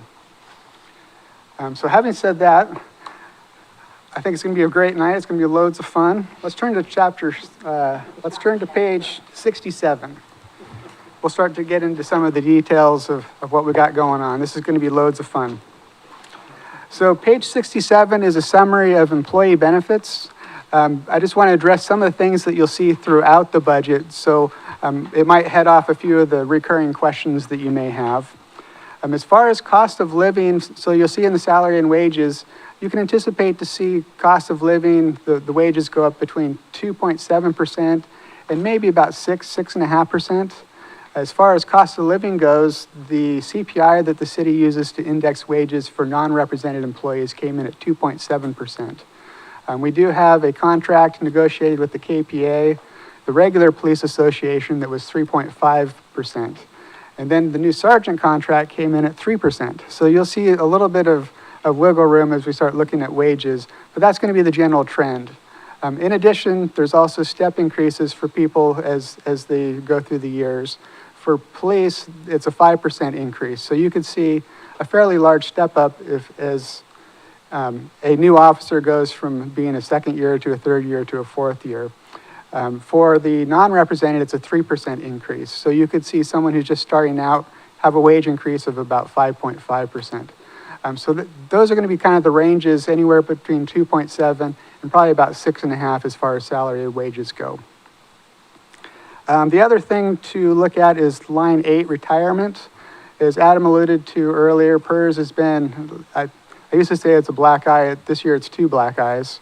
So we're going to be seeing increases between about 20 and 35% as far as the PERS retirement costs go. Fun times, huh? All right. Before we leave that page, are there any questions there? All right, thank you. Okay. So if you would turn to page 92, when we do budgeting, we either do budgeting by fund or department. For the Administrative Services Fund, we do it by department. So you can see here we have all the different overhead kind of components, the city manager, city recorder, city attorney budgets. We only need one vote on this. We don't have to approve each of the departments. It's one vote for the whole fund in total. So you'll be approving all of the different departments at one time. So as we move through this, I'm going to walk you through the entire Administrative Service Fund, and then you can ask questions. We can do that at the end if you want to do that. Since I'm kind of throwing this curveball at you, we could stop at each of the different departments if you want to ask questions, although some of them, there's not going to be a lot to talk about, to be honest. So if you want to turn to page 94, city manager's budget. This budget provides for 1 FTE, and you can see that it's going up 8.3% at the very bottom line at the very right. Majority of that is going to be PERS. Not a heck of a lot of surprises there. Again, we're seeing about a 25% increase in PERS costs, again, for one FTE in this department. Also, you're going to see a pickup in travel. We're getting a little bit more involved in some of the organizations like LOC, OCCMA, I think I got that one right, Oregon City Manager Association, those kind of groups. So the travel is increasing a little bit to be able to fund those and connect with other groups. And that is the city manager budget. Questions on the city manager's budget? All right. Moving to page 96, the city attorney's office. This has 2 FTEs, the city attorney and the legal assistant. Again, as you see at the very bottom, they did quite well for me this year, only a 2.2% increase. However, the salaries and wages are going up quite a bit, again, due to the PERS costs. So that's going to be the big driver as far as personnel services go. We do have a few exciting things down, legal service contracts. That is decreasing. We don't see a need to use outside counsel this next year. We're going to have enough projects that the city attorney and his administrative assistant can handle, so that's dropping. And also the big one that we're really excited about, we're moving away from the paper copy of all the Oregon revised statutes. So we're going digital. It's going to be amazing. City attorney's killing it. So with that, if any Questions on the city attorney's budget, Madam Mayor? Thank you, Mr. Chair. On line 21, we budgeted for this year for 28,000 in legal services contract, and so right now it shows we didn't use any of it. Is that correct? That is correct. Okay, so just having it, the 10,000 is a just in case? That is correct. Thank you. Further questions? All right. Okay, moving on to page 98, the city recorder's office. Again, the same story. PERS is the big driver as far as personal services costs go. No change in travel, training kind of costs, and that is the city recorder. Questions on that one? Yep. Yes, I do. Mr. Anderson. Thank you, Mr. Chair and Mr. Wood. It's always good to see you, sir. I'm hoping I'm colorblind, so I can't see red. Thank you. So one of the areas, I'm presuming that the line 10 is going up 5.9%, may have to do with, salary costs or whatever. But the one I've been curious about is line 12, which there's another department in a few pages that you'll be hitting. So maybe you might preface or get ready for that one too, but okay, so I see 300% increase over what we had budgeted. So can you kind of delve into that a little bit, please? I can. We've had some turnover in city staffing over the last couple of years. Well, I guess the biggest thing is we're having more night meetings. And the night meeting is really driving overtime, really for our deputy city recorder is what's, this year we actually burned through that $500 that we had budgeted last year within about 2 months. So we need the deputy city recorder on the job. And so we're incurring some overtime costs. Is that more, I don't know which meetings these are at, but is that more, what kind of meetings are we talking? I'm sorry, I don't mean to get into detail here, but I'm curious. Oh, sure. What additional night meetings? Yeah, great question. Just more committee meetings. So like we've added the Community Diversity Engagement Committee, a few of those kind of ones that we just, again, to be honest, I think the previous deputy city recorder was eating time a little bit and wasn't putting some stuff down necessarily. Gotcha. So I think that's probably the bigger issue. Okay, thank you. Okay. Further questions on the city recorder's budget? All right, moving on. Moving on to the Human Resources Department. Again, the biggest hit here is PERS retirement. We're also seeing some numbers moving around a little bit now that we've did some turnover. We have a new human resource director. So the costs for 25-26 reflect a full year of the new director versus the previous year where we had some of the costs covered by ARPA funds for the previous one. So we're just kind of getting things aligned up. So everything is trued up in the current year. But you are going to see a big pickup in the retirement costs. Within the materials and services, pretty much everything is about the same. Not much of a change there. So continuing on with the same kind of stuff. Questions on the Human Resources Department budget? All right. Moving on to the page 102, this is the finance non-departmental. This is 4 FTEs. And again, you're going to see as far as the personnel services costs go, PERS is the big driver of the increase. This also provides some support for the event center. So one of the FTEs is 70% allocated to event center costs. You're going to see a drop on line 22. Previous year, we had budgeted 77,000-ish, 78,000. We're dropping this year because we aren't spending over 750,000 in federal funds. We're not anticipating to. So we don't have to do a single audit. So that's the big driver of why the drop is there. And with that, I'd be free to address any questions on the non-departmental. Questions on finance non-departmental? Councilor Christopher. 750. So 70% of one FTE is allocated to the event center? That is correct. Who is that, Lily? No, that's our Daisy who sits at the front. Oh, because she's taking reservations? Okay. Thank you. Further questions? All right. Moving on to page 104, this is where it's going to get exciting. So fasten your seatbelts. This is 2 FTEs. Personnel services, again, the big driver is PERS. The big black eye for us this year is the computer software maintenance. You're going to see that going up about $100,000. So holy smokes, right? That's what I thought too. So what's driving that is we do have recurring software programs that we get that are going up 3 to 4 or 5%. Inflation has kind of hit us here. But we've added several new things. So we've added a new payroll HRIS software. So that's driving things up. We've added the agenda management software, which was previously paid by ARPA funds. This is the first year that it's going to be paid by the IT department. We have the codification software that's now going to be moving out of the ARPA fund into the IT budget. And we're also going to be working on a new website.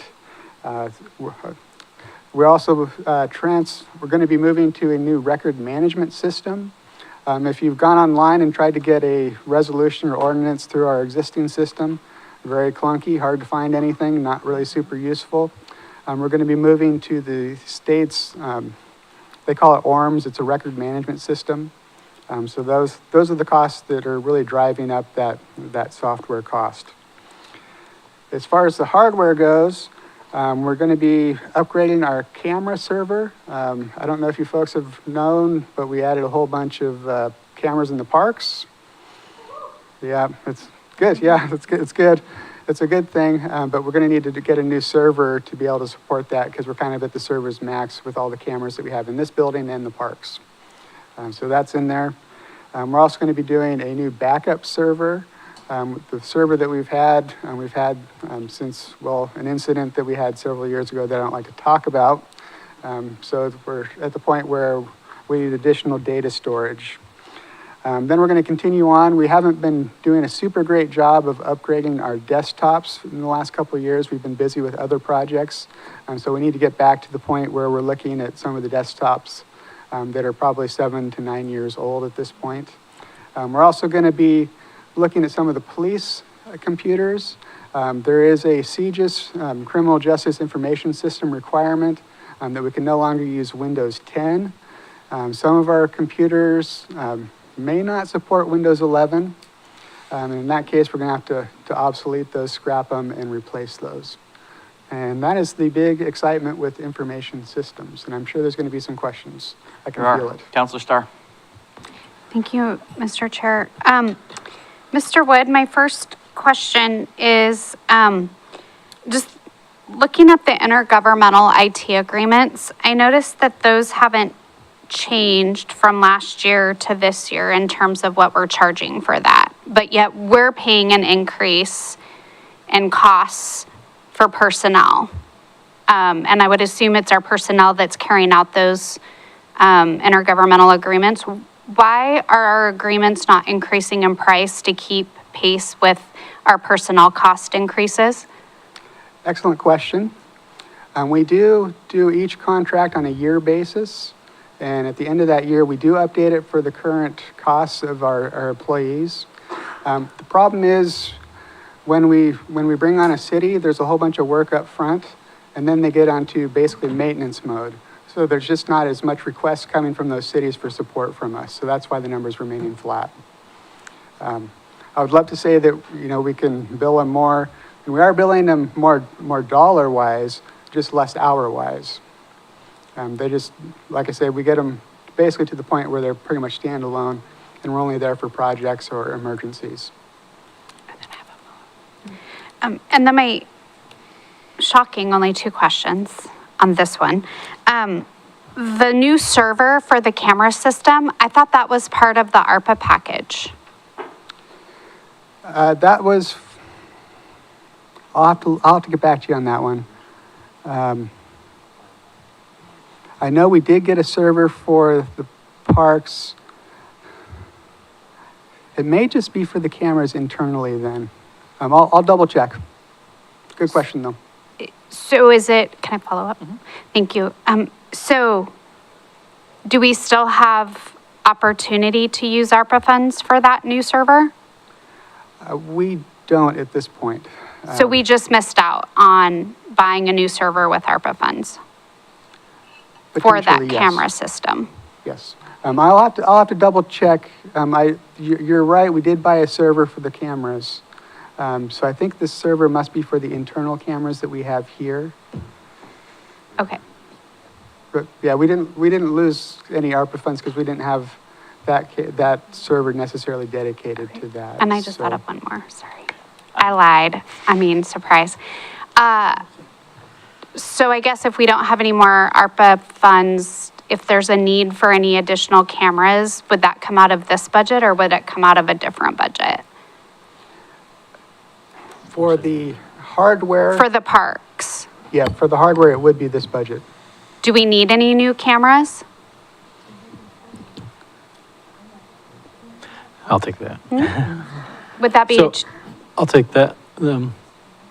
I saw Chief Copeland perk up, but, So, Councilor Starr, we had to sit down with the 2 lieutenants in the police department, and I think Mr. Lawyer might have been there too.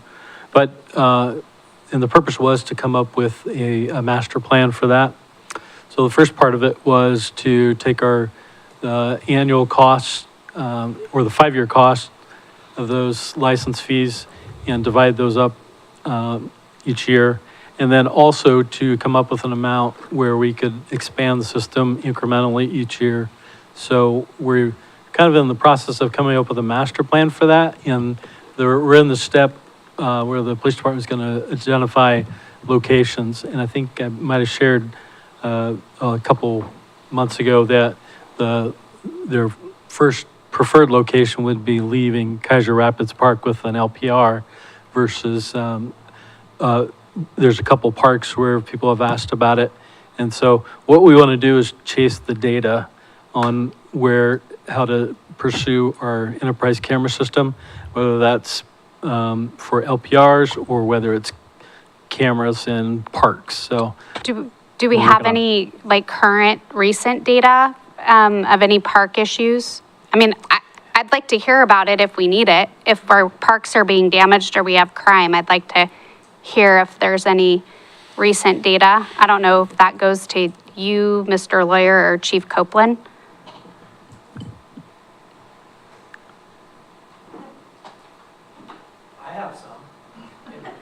Okay.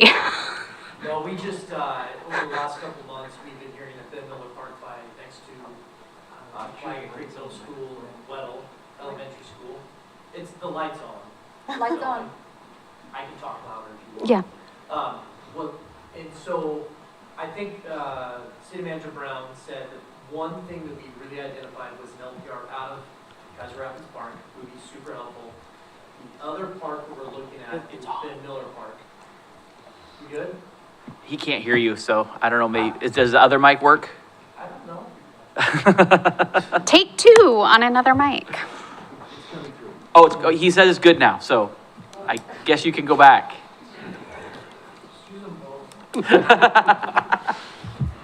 Okay, so we wanted to do our own little research on Ben Miller Park, and so we put up a drone card. I can't tell you what the car looks like, but it's basically a vehicle with a camera in it, and we can monitor it 24 hours a day with the upgraded monitor system or the server system. And I just got an email yesterday that said over the last couple days, we were able to apprehend a graffiti suspect from Ben Miller Park. After we caught him tagging at the park. We caught a theft of a moped, and we were able to solve that one. And then we also had captured a fight that happened in the park, and we were able to solve it that way. So we talked about getting a camera at Ben Miller Park, which would cost between $17,000 and $20,000 based on Sergeant Bedezin's research, and just we know where we put it. It's just money we need to find out where we're going to get it from.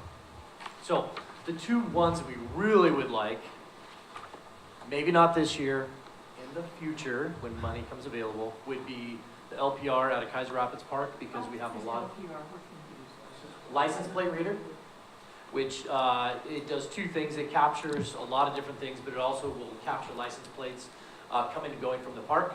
And so when we have, for example, we had a gentleman that got assaulted at Kaiser Rapids Park pretty severely by a group of individuals.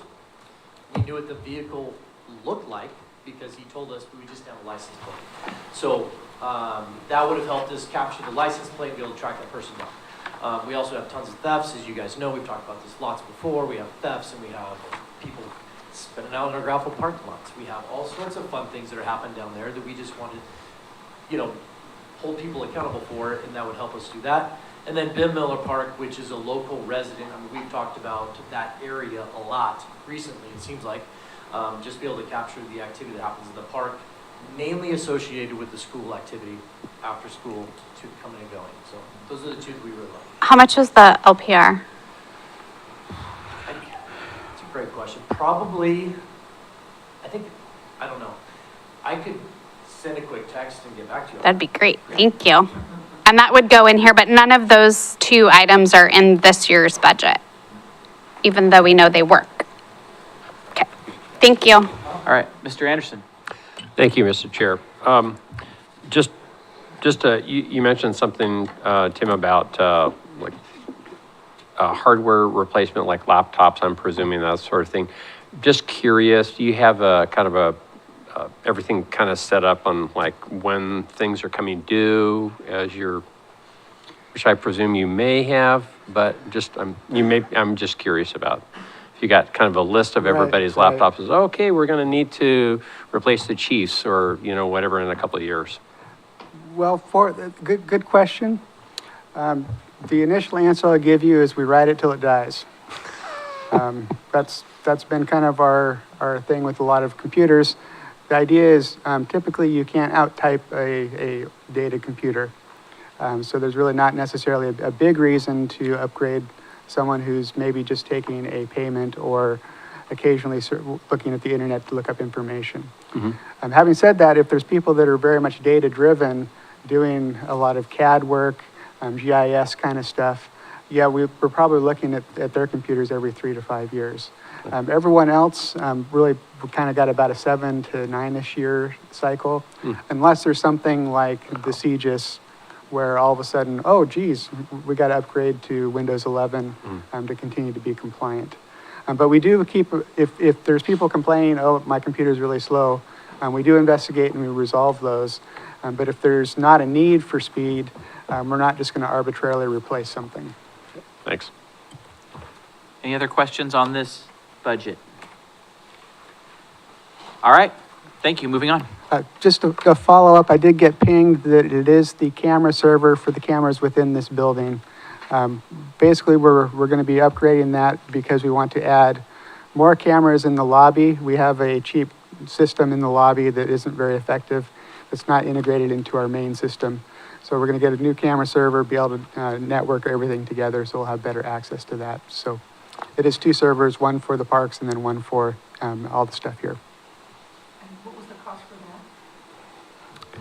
I believe the server is going to be about $17,000. All right, anything else? All right, moving on. Moving on to page 106, finance utility billing. This is 3 FTEs, and this is probably where you're thinking, what the heck's going on with overtime? To be honest with you, we've kind of hit the breaking point. Paid Leave Oregon allows folks to take time off.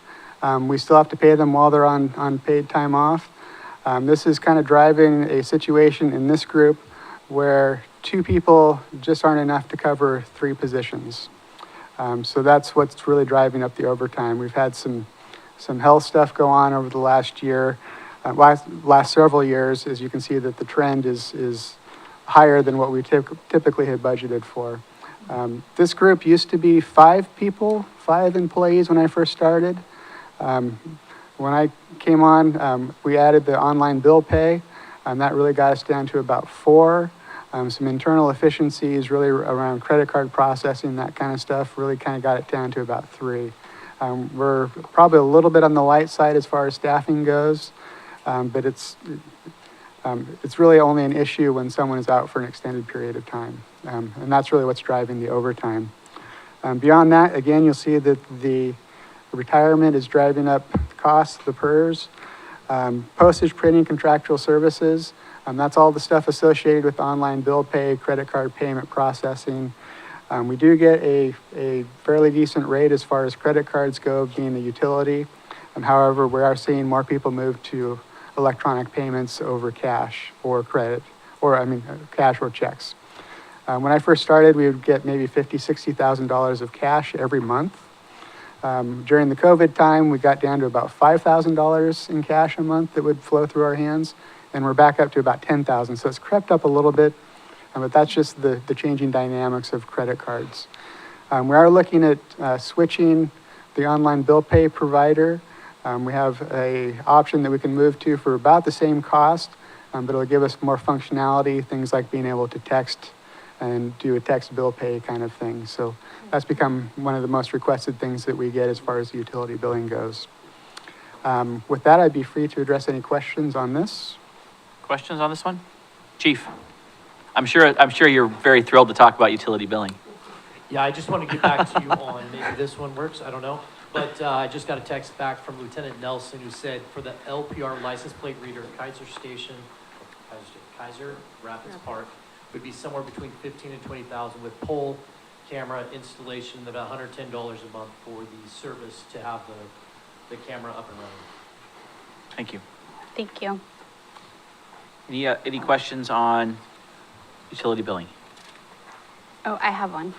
Sorry. No, I'm surprised. Are you surprised? Very. Please, Counselor Starr. Thank you. Curious, I'm seeing a move, like when you make a donation online, they're asking people to pay their own credit card processing fees. I know that's a touchy subject, but also like we have people, when you're also enrolling in like monthly bill pay, people can choose to have their checking account, same with monthly donations, that kind of thing. Have we looked into that for the credit card fees? We did several years ago, and we kind of got a negative, not a lot of interest in moving that direction. But we can definitely resurface that conversation. We are looking at that for some of the larger payments. Some of the contractors in the area are getting smart and saying, hey, let's pay all of our SDCs with a credit card. So that will be something that'll probably be resurfacing at some point in time to charge them a fee. But a good question. We should probably bring that one up again. Okay, thank you. All right, I hope to get through these next three and then take a break, so No questions? we're almost there, Counselor. All right, Public Works, non-departmental. This is covering 4 FTEs. Again, as far as personal services go, you're seeing PERS is the big impact. Materials and services, no changes. We're kind of holding the line here. We did get hit with utility costs over the last couple of years, but we're hoping that's going to level out into the future for us. Not much as far as capital outlay. And that's really it for Public Works non-departmental. Questions? All right. Moving on to facilities. This is 1.1 FTEs. Again, personal services, the big driver is PERS. No changes as far as the materials and services go. We are seeing a change in the Civic Center improvements. And we have a few projects that we're working on, one being we need to look at the concrete around the garbage dumpster area. And we have some work that we need to do out there. I think that's the biggest one is, Mr. Lawyer, any? There's that one, and there's also carpet square replacement in the police department. Oh. After 16 years, some of the carpet squares over there are worn beyond satisfaction, so we need to replace them. Yeah, Counselor Cross. Thank you, Chair Thompson. I have 2 questions on this. With the administrative service charge, why has it gone up so much? On line 8? Are we at Civic Center? Or did I skip a page? Public Works Civic Center. Yeah. So it looks like projected is 433 and then proposed is 636. Sure. That's quite the jump. Yeah, that's really the change you're seeing is us funding line 38, the Civic Center improvements contingency. This is us saving up money in case there is a rainy day. We need to replace the roof, HVAC system, those kind of things.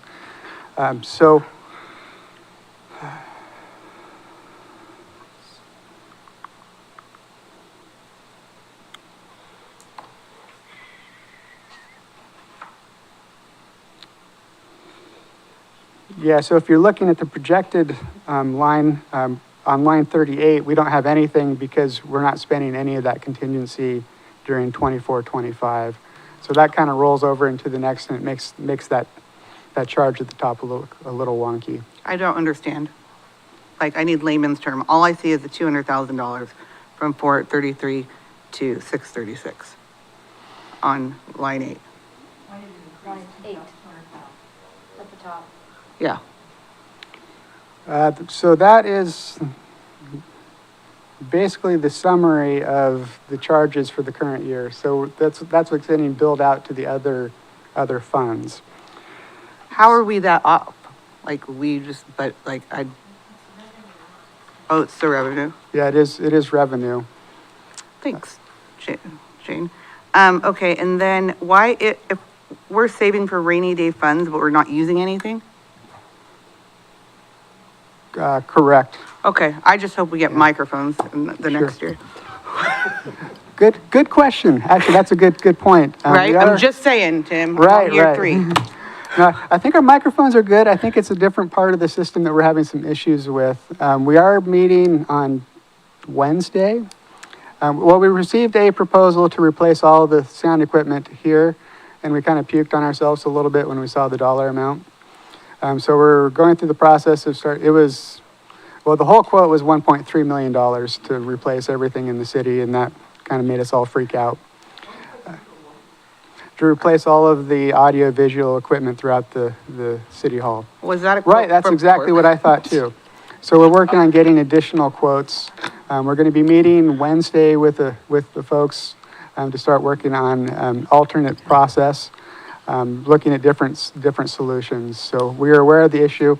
At the point that we do come up with something that we want to present to the city council, we will be moving money out of that contingency line item to be able to pay for it. Okay, thank you. Just one follow-up. I would be happy to connect with multiple AV locals that I have connections with. Thank you. All right. Any further questions on this Fund. Mayor Clark.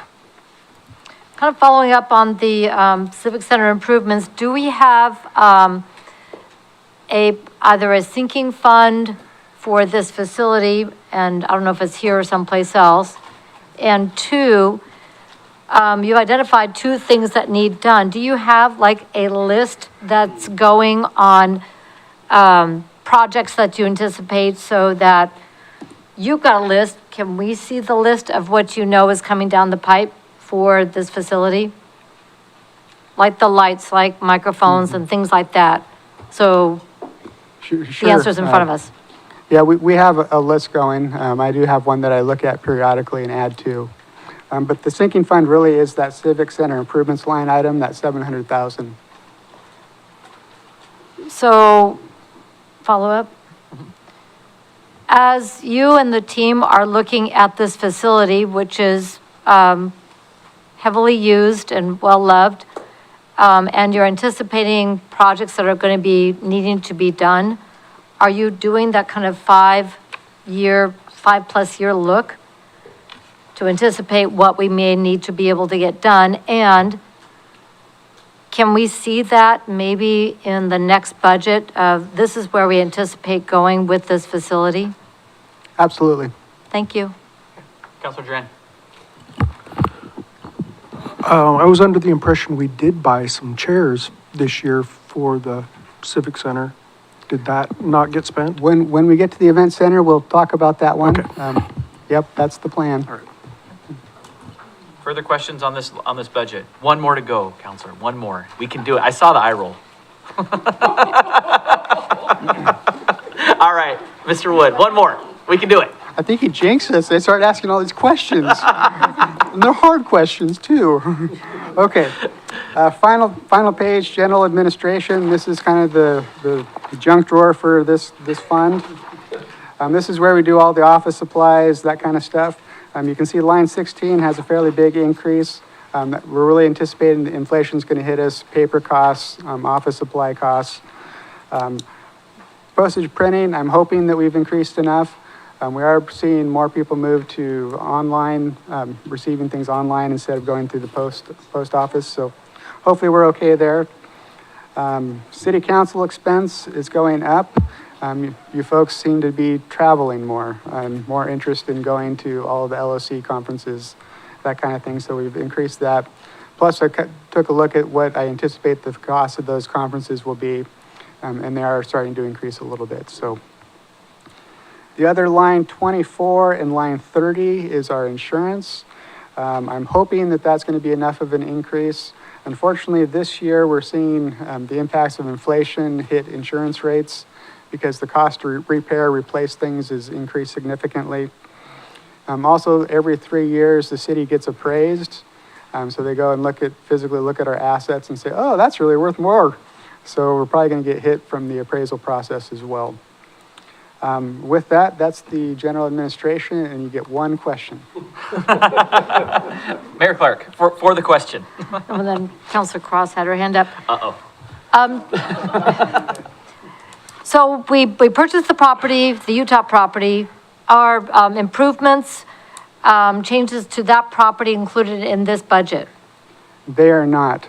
Once we identify what we're going to be doing there, we'll come back with a rollout of the contingency dollars. We're still working, that's the royal we. Y'all are still looking at the options because I remember we talked about we could do this or could do that. So as you bring us options, then there'll be the price tag attached to that. That is correct. And would that be tracked then in the future on this page? That would probably be facilities budget. Facilities? I'm sorry. I already turned back the page, the Civic Center's facilities budget. So that would be tracked there. I believe so. We're going to have to figure out if this is going to be a police asset itself or public works or city in total. So a little bit yet to be determined. Okay, thank you. Councilor Cross, did you have a? No, thank you. Okay. Councilor Starr? Thank you, Chair Thompson. Mr. Wood, I noticed line 18, I have two questions. Line 18 includes our membership dues to a variety of entities. Question, I don't see Salem Chamber here. Did they came and asked us to join, but did we make a decision on that as a council? I thought it was supposed to come back here. So, So is budget making that decision? Because I don't see it here. we do not have it included in the manager's recommended budget. If you want to make a motion to add that in, we can definitely do that. Okay, so that means budget committee, how was that supposed to come back to us? To Good make that question. decision, huh? Good question. I believe there was you punted to the budget process, so this would be the time. Okay, so we might want to like write that down that we needed to talk about that because I noticed that wasn't listed here. And then on what newspaper subscriptions are they and how many? Because I just am curious how many different subscriptions we have when we have online. Sure. Well, these are mostly for the employee break rooms, so I believe we have 2 Kaiser Times and 2 Statesman Journals. So one for each break room, police and Correct, here? correct. Okay, Actually, I may be mistaken. I believe there's one at Public Works Building as well. okay, so we have 3 of each of them? Correct. Okay. And then is this also the line item where our payment for I don't know if it's a dues or what we call it, but I think it was 15,000 for the Mid-Willamette Valley Homeless Alliance, is that in this line item? No, that would be in the general fund, non-departmental area. So later on later on, okay, thank you. And then follow up, thank you. Line 20, I know you said you listed for all of us to attend the fall League of Oregon Cities and then also the Mayor's Association Conference. What about the spring conference? I'm not advocating that we should get to go to more conferences, but I just worry that if you have people that want to go to the fall and the spring, I mean, I didn't go to the spring one this year, but maybe others would want to go to both. We did have that occur this year, this fiscal year, and we had just enough dollars to cover it. So I'm increasing it a little bit to be able to afford if counselors do want to do that. Okay. So, yeah.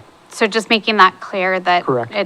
it's not maybe I'm trying one or not to the other. advertise it. Huh? I'm trying not to advertise it. Yeah, one or the other. Okay, I'll advertise it. Okay. Thank you. Mayor Clark. Sorry, just one more. The League of Oregon Cities is going to be offering an option for youth council members, cities that have like youth councils or youth liaisons and so forth to come on Friday. I don't know if all of us hopefully all of us are going to fall conference, but this is going to be an extra option for our youth counselor if they're available to do it. So would that be a council decision if we want to offer that later on? It's just the day price, there's no hotel, just the travel. So just something to consider if we've got enough in there for that. So I would just like to keep that option open for our youth counselor to be able to network with student liaisons from across Oregon. Thank you. Councilor Anderson? Thank you, Mr. Chair. Just for the record, I think I'd like to, this is part E of the one question that we got. I so, understand, okay, yes. Thank you for very taking much. note of that. Subchapter E. So, Mr. Wood, on page 114, so I was really appreciated Councilor Starr's questions because then I'm finding out where I could find more information.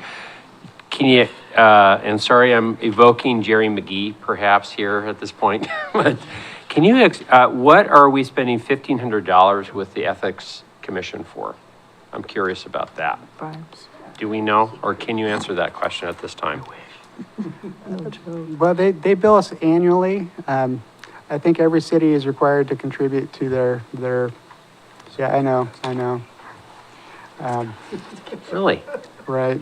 Oh. It's an annual requirement. Okay.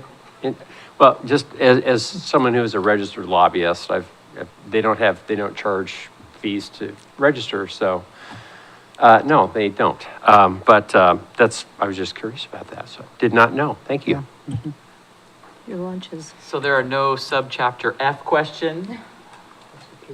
All right. We will come back and vote on this after we take a break because I feel a mutiny coming on. So let's take a break for 10 minutes till 8:20.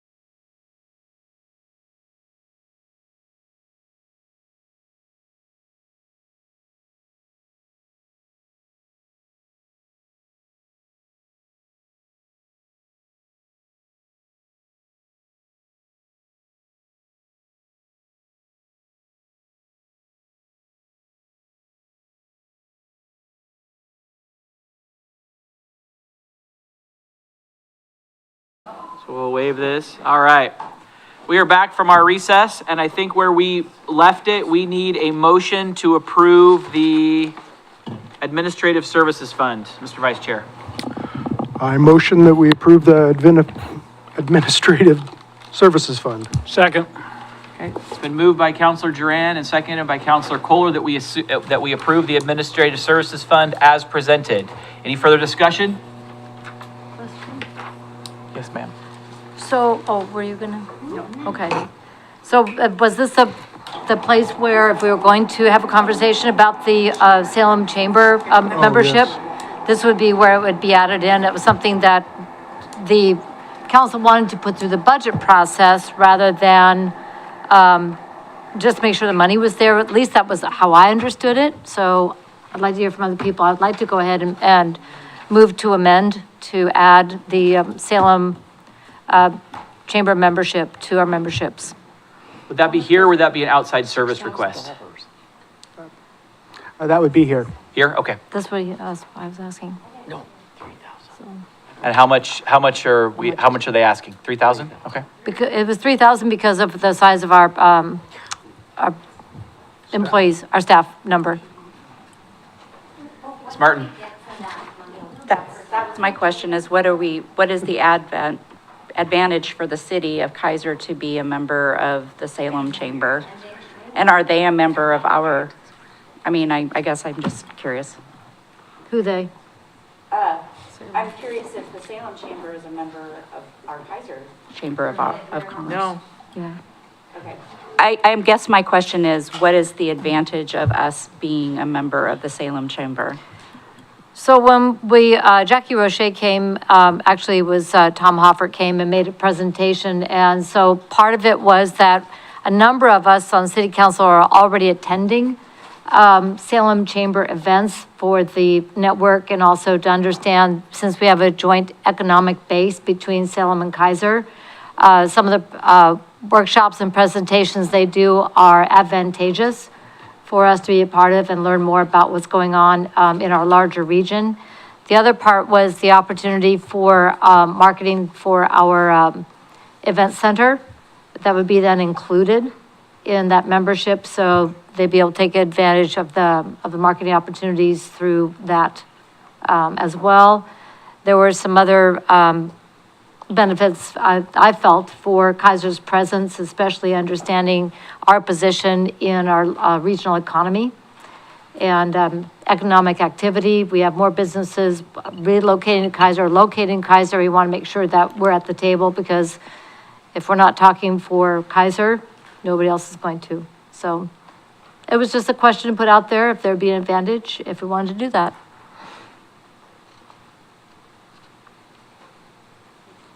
Thank you. Further discussion on this? I made a motion, but it did not get a second, so. I'll second it. Okay, Okay, and your motion was to add the, at the Salem Chamber membership to Okay.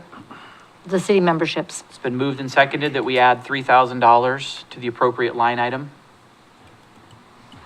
What do we do with the motion on the table already? Just amend it? Are we amending that motion or are we? Yes. Point of Yeah, order, that- I think the mayor's motion was to amend the budget for $3,000 to accommodate that. So I think the amendment is on the table right Okay, now. the amendment's on the table. Thank you. Further discussion on the amendment? Yeah. No, I'm sorry. Counselor Kohler. Thank you, Mr. Thompson, Chair. The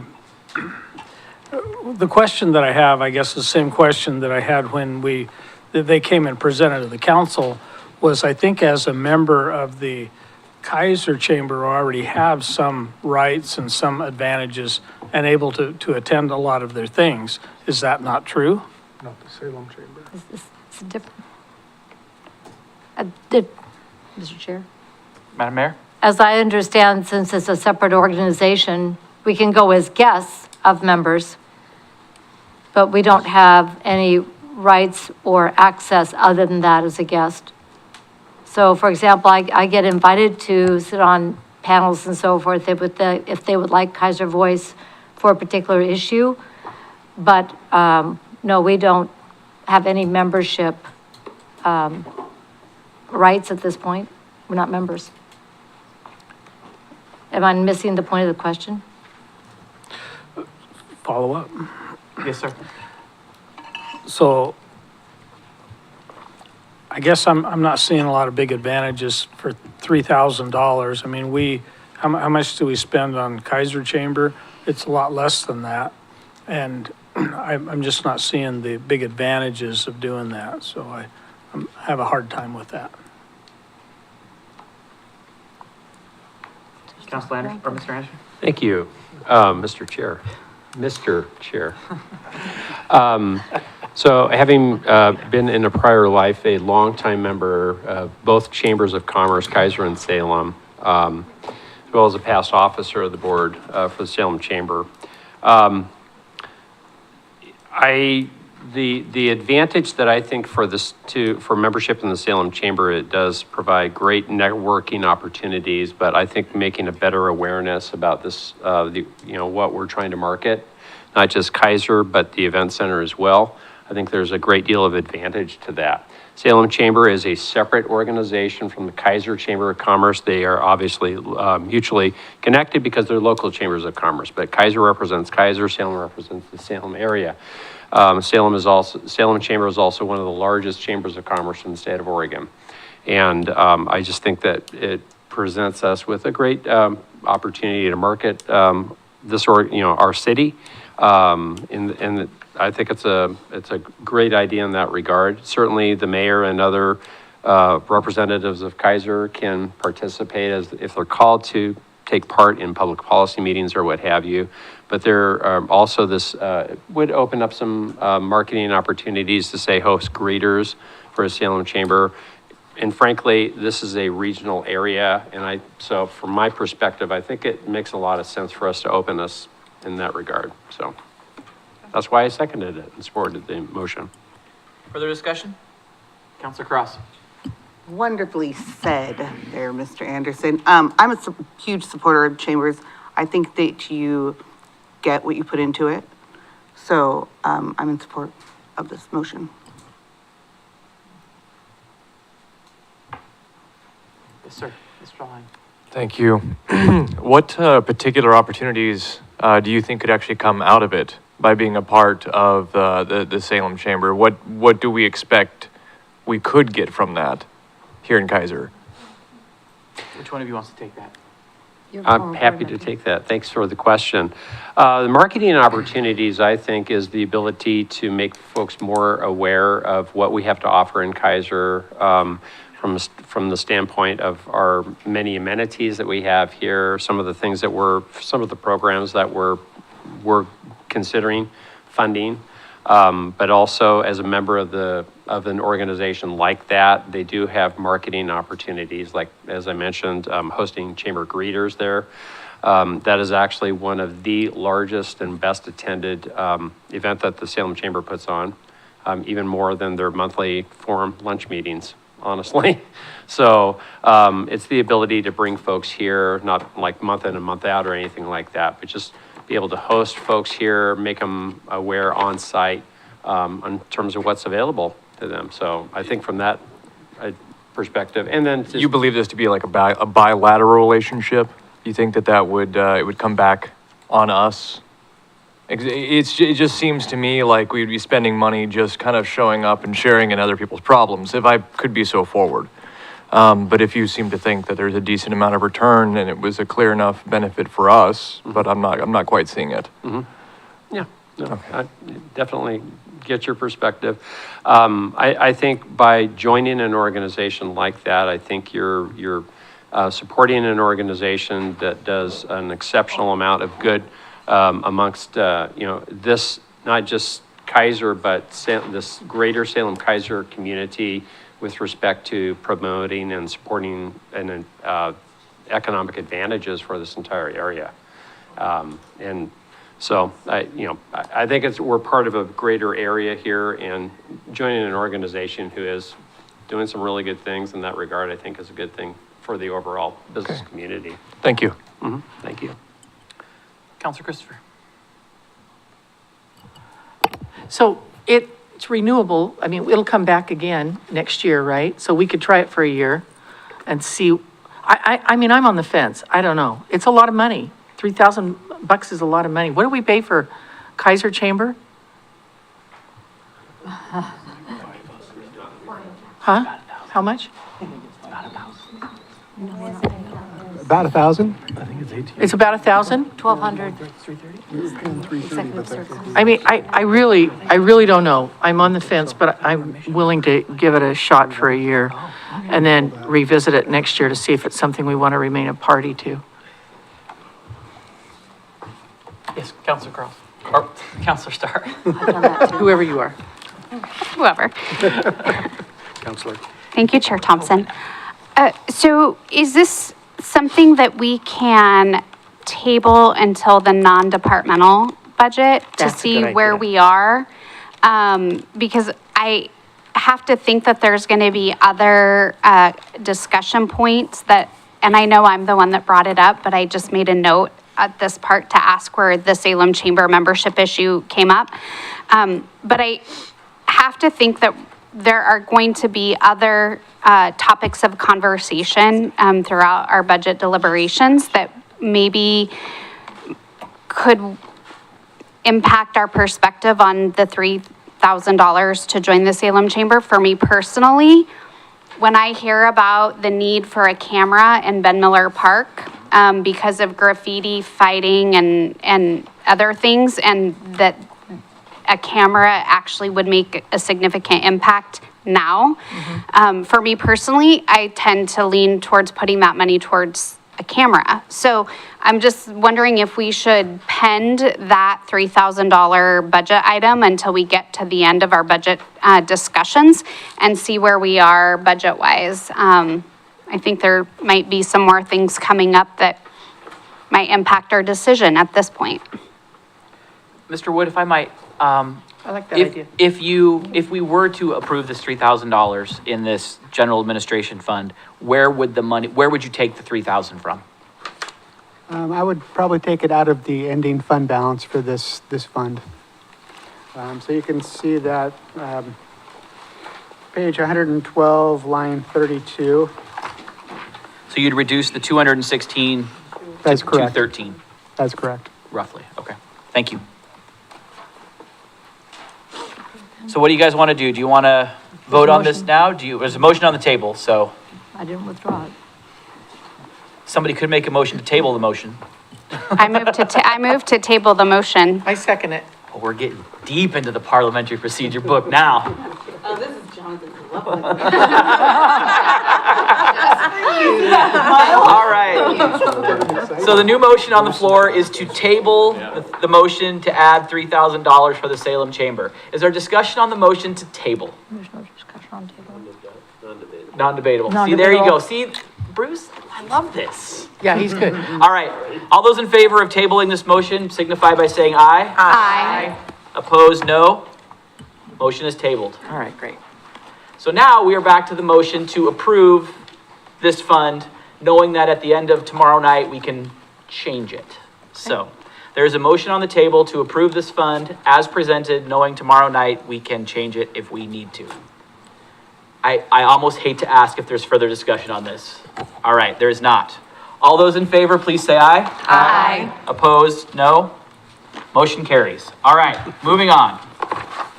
We are now going into the public works funds, and Tim, correct me if I'm wrong, but we have to approve each one of these now as we go. That is correct. Now that each of these are individual departments within a fund or programs within a fund, so yes, you have to approve each fund individually. Our hope for tonight, to stay on somewhat of a consistent schedule and not require a third meeting, is to get to the Parks Improvement Fund, which is page 133. We are currently on page 115. Having said that, if you require more time for deliberation, that is your choice. We will go along with that. But again, the hope would be to get through the Park Improvement Fund. With that, I'm going to turn it over to Bill Lawyer, who will start walking us through all the public works funds. Thank you, Bill. Mr. Lawyer. Street fund is very similar proposal for next year as it is the current year.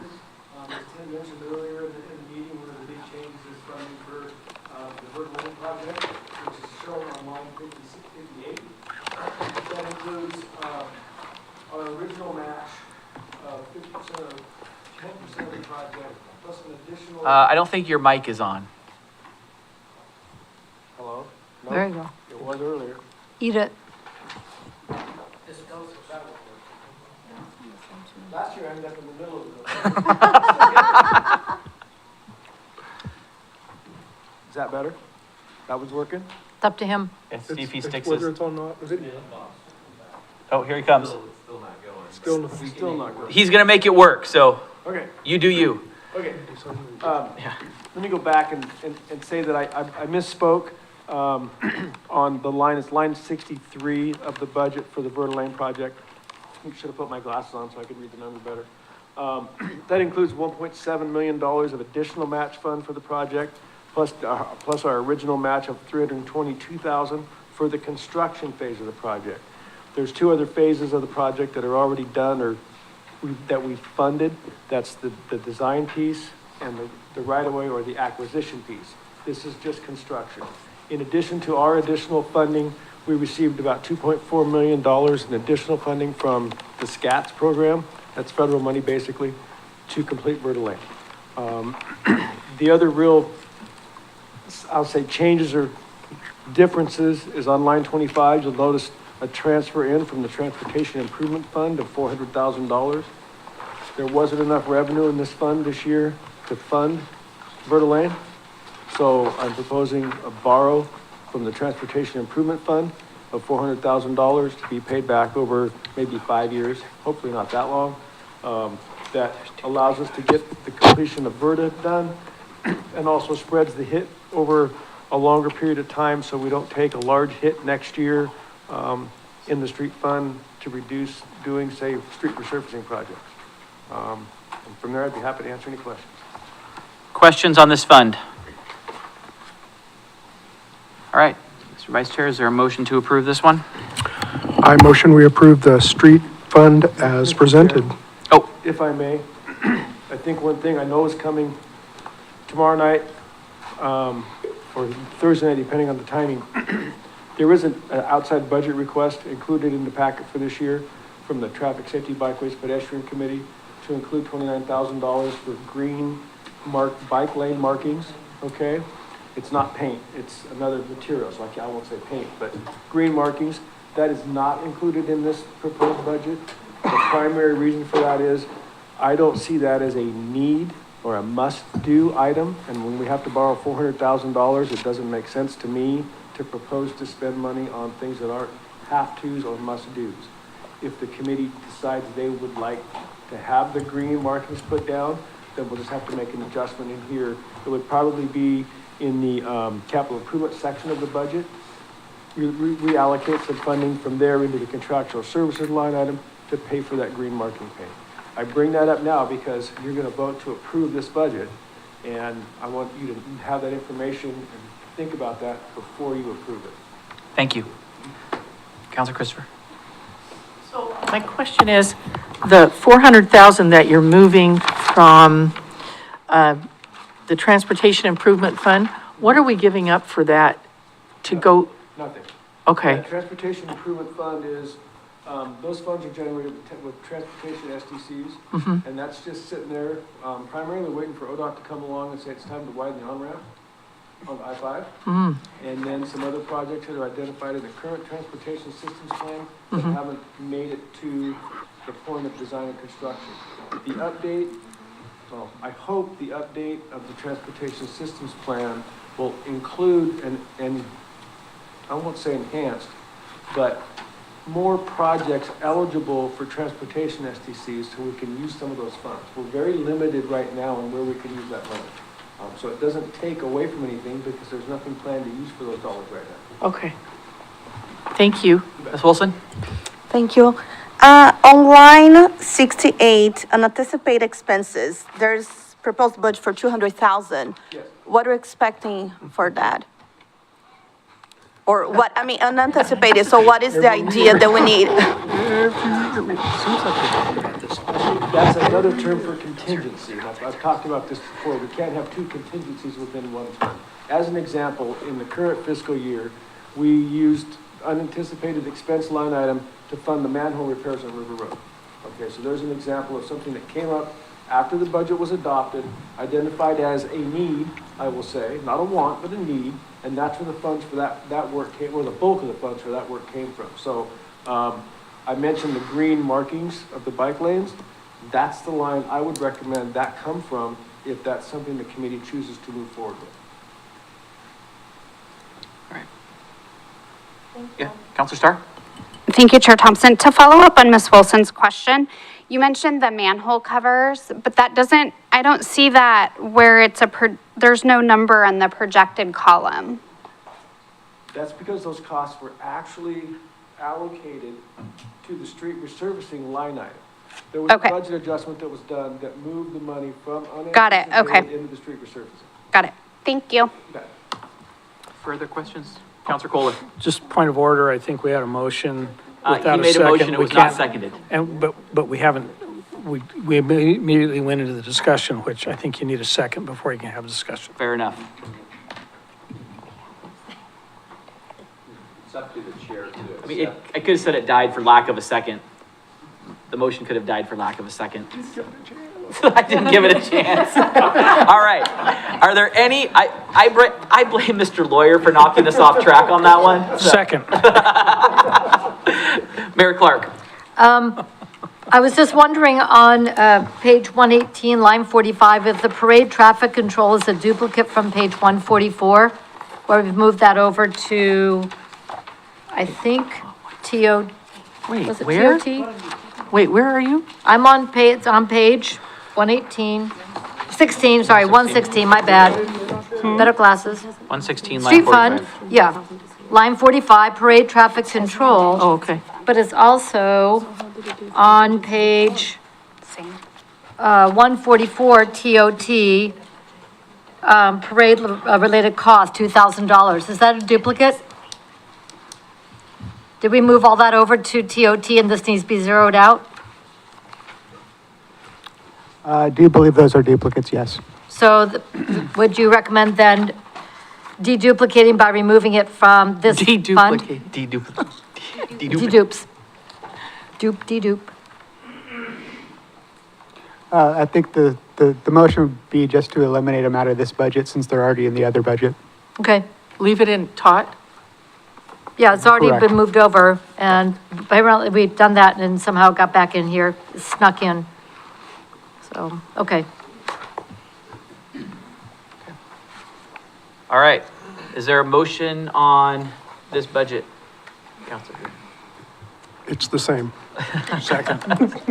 Do we want to amend it? Yeah, we can amend that to remove line 45. 45, the $2,000 from parade traffic control. And I'll second. It's been moved by Counselor Duran and seconded by Mayor Cross that we approve. Clark. Holy cow! I'm just all over it today. Clark, Cross, Parsons, you know. Yeah, you know. Potluck. Okay, I'm just gonna say it's been moved and seconded that we, that we approve the street fund with the amendment that we remove the $2,000 from line 45. Is there further discussion? All those in favor, please say aye. Aye. Opposed, no. Motion carries. All right, next up is the Street Lighting District Fund.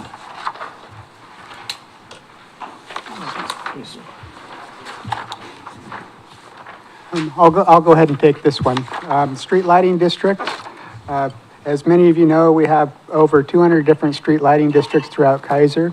The way this system operates is the city foots the bill for the electric costs and then turns around and bills the residents as part of their property taxes. For the upcoming year, we did experience an increase in utility costs. However, we're going to try to keep the assessments to the residents approximately what they were the previous year. So we're not looking at really a big increase in revenues at all. However, we did add a couple of additional lighting districts over the last year, so that was kind of exciting. And with that, don't really have much else to add other than we foot the bill for the electricity, turn around and charge the residents, and the assessment should be about the same as what residents have seen in seen last year. Questions on this fund? Mr. Mr. Vice Chair, is there a motion to approve it? I motion we approve the street lighting district fund as proposed. Second. Second, Kohler. It's been moved by Counselor Duran and seconded by Counselor Kohler that we approve the street lighting district fund as presented. Further discussion? All those in favor, please say aye. Aye. Opposed, no. Motion carries. Transportation Improvement Fund. Thank you, Mr. Mr. Chair. Lawyer. I touched on this a minute or so ago. This is the fund that street fund is borrowing from. The revenue from this fund comes solely from transportation systems development charges paid by new development within the city, both residential, multifamily, and commercial development. This is just, I'll say, more of a holding fund than a project fund. Again, because we don't have a lot of projects identified in our transportation systems plan that these expenses are allowed for. The big one is the widening of the on-ramp, southbound on-ramp onto I-5. That's a requirement from an agreement, obligation, I won't say a deal, but an obligation that was made by ODOT with the development of the Kaiser Station development. And we're just waiting for them to come along and say, now it's time. We'll pony up our commitment and then they go build it. So with that, I'd be happy to answer any questions. Are there any questions on this one? Councilor Anderson. Mr. Anderson, I'm just, hey, you at this point. You didn't call me mayor, so. Bill, if you can comment on line 17, which is improvements. And then I'm not understanding the tie-in with the budget note down there. It says no improvements, but we've got 4.6 million. That's where it's put in case ODOT comes to us during the fiscal cycle. That gives us the allocation and the authorization to spend the money. Even though there's no plans for it, we have to have it somewhere available should ODOT come calling. And that's where it is. Okay. I mean, just for what it's worth, it might be helpful just to note down in the notes there somewhere that exactly what Mr. Lawyer just said, just for future reference. So, Yep. Yeah, thank you. Counselor Kohler. Thank you, Mr. Chair. How long has that amount of money been in this fund as a contingent? Well, that amount, this will be the first year for that amount because it keeps growing. But it's pretty much every year during the budget process, we allocate the entire fund to be available if it's needed in any given fiscal cycle. Yes, Ms. Herb. Thank you, Chair. Mr. Wood, could you please help me understand? So the beginning balance line 2 it went down from 4.4 to 1.3 this year, but then I see down on line 11, the PERS obligation fund. So can you describe what how those are related? Sure, good question. So this has been kind of the piggy bank fund. So we use this for a short-term loan to finance the repayment or the payment to PERS for the retirees settlements. We've used this until we determine what the final amount is going to be, and then we're going to turn around and turn that into permanent financing. So our very last fund that we'll talk about tomorrow is the PERS obligation fund, and it kind of ties to that. So we use this as a short-term loan to be able to pay PERS as the claims get settled. And then we'll permanently finance it later. Good question. Further question on this one? All right, Mr. Vice Chair. I motion to approve the Transportation Improvement Fund as proposed. It's been moved by Counselor Duran and seconded by Ms. Martin that we approve the Transportation Improvements Fund as presented. Any further discussion? All those in favor, please say aye. Aye. Opposed, no. Motion carries. Stormwater. Thank you, Mr. Chair. Stormwater fund revenues exclusively fee-based. We charge fees for the stormwater utility throughout the city on what's called an equivalent service unit basis. Each single-family home pays 1 ESU, which equals to about 3,000 square feet of impervious area. That equivalent service unit is then applied to multifamily and commercial developments based on their impervious area. Those were actually measured to determine how many square feet was there, divided by 3,000, assign the number of ESUs, that's the fee they pay. You can imagine Kaiser Station properties have large bills. The school district has large bills, have big parking lots. But it's equitable across the city because it's on an average basis. And so everybody pays the same fee for the same square footage. This fund does have a rate increase included in it this year. That's driven primarily by two things. One, the capital improvement program. We've come to a place with this fund and this utility. We know now we've got some pretty major repairs and replacements and realignment projects to do coming down the road in the next 5 to 8 years. And on top of that, for the first time in I don't know how many years, we really actually fully expect to be fully staffed the whole fiscal year this time. We haven't been fully staffed in this fund for a number of years for various reasons, staff turnover, changing careers, just different things. The COVID hit us, affected that, but we hope by, let's see, middle of June now, we'll be fully staffed for the first time in many, many years, and we hope to stay that way for the foreseeable future. Be happy to answer any questions. Are there questions on this fund? My question is, can you tell us a little about the rate increase that's included in it? Yeah, it's a high percentage. I didn't write the numbers down, honestly. Tim's got them over there, I'm sure. The percentages are high because it's a small number, okay?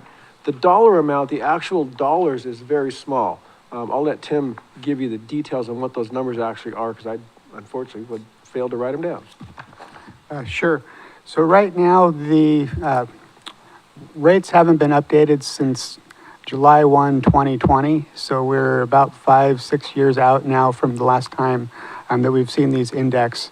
And as Bill was saying, we did have a few capital projects that kind of snuck up on us, so that's why we're seeing a much larger increase. We didn't want to increase over the last several years if we didn't have a known issue that we were trying to deal with. Currently, the ESU equivalent service unit is $7.66 per month. It's going to be increasing to $9.58. That's $1.92 per month increase, and that would be effective January 1st, 2026.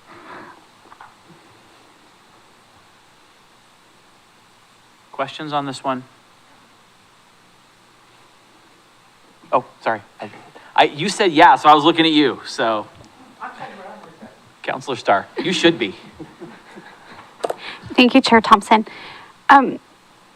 Mr. Wood, so I just want to make sure for anybody that's watching, is this a recommended price increase that we're approving, or was this already approved?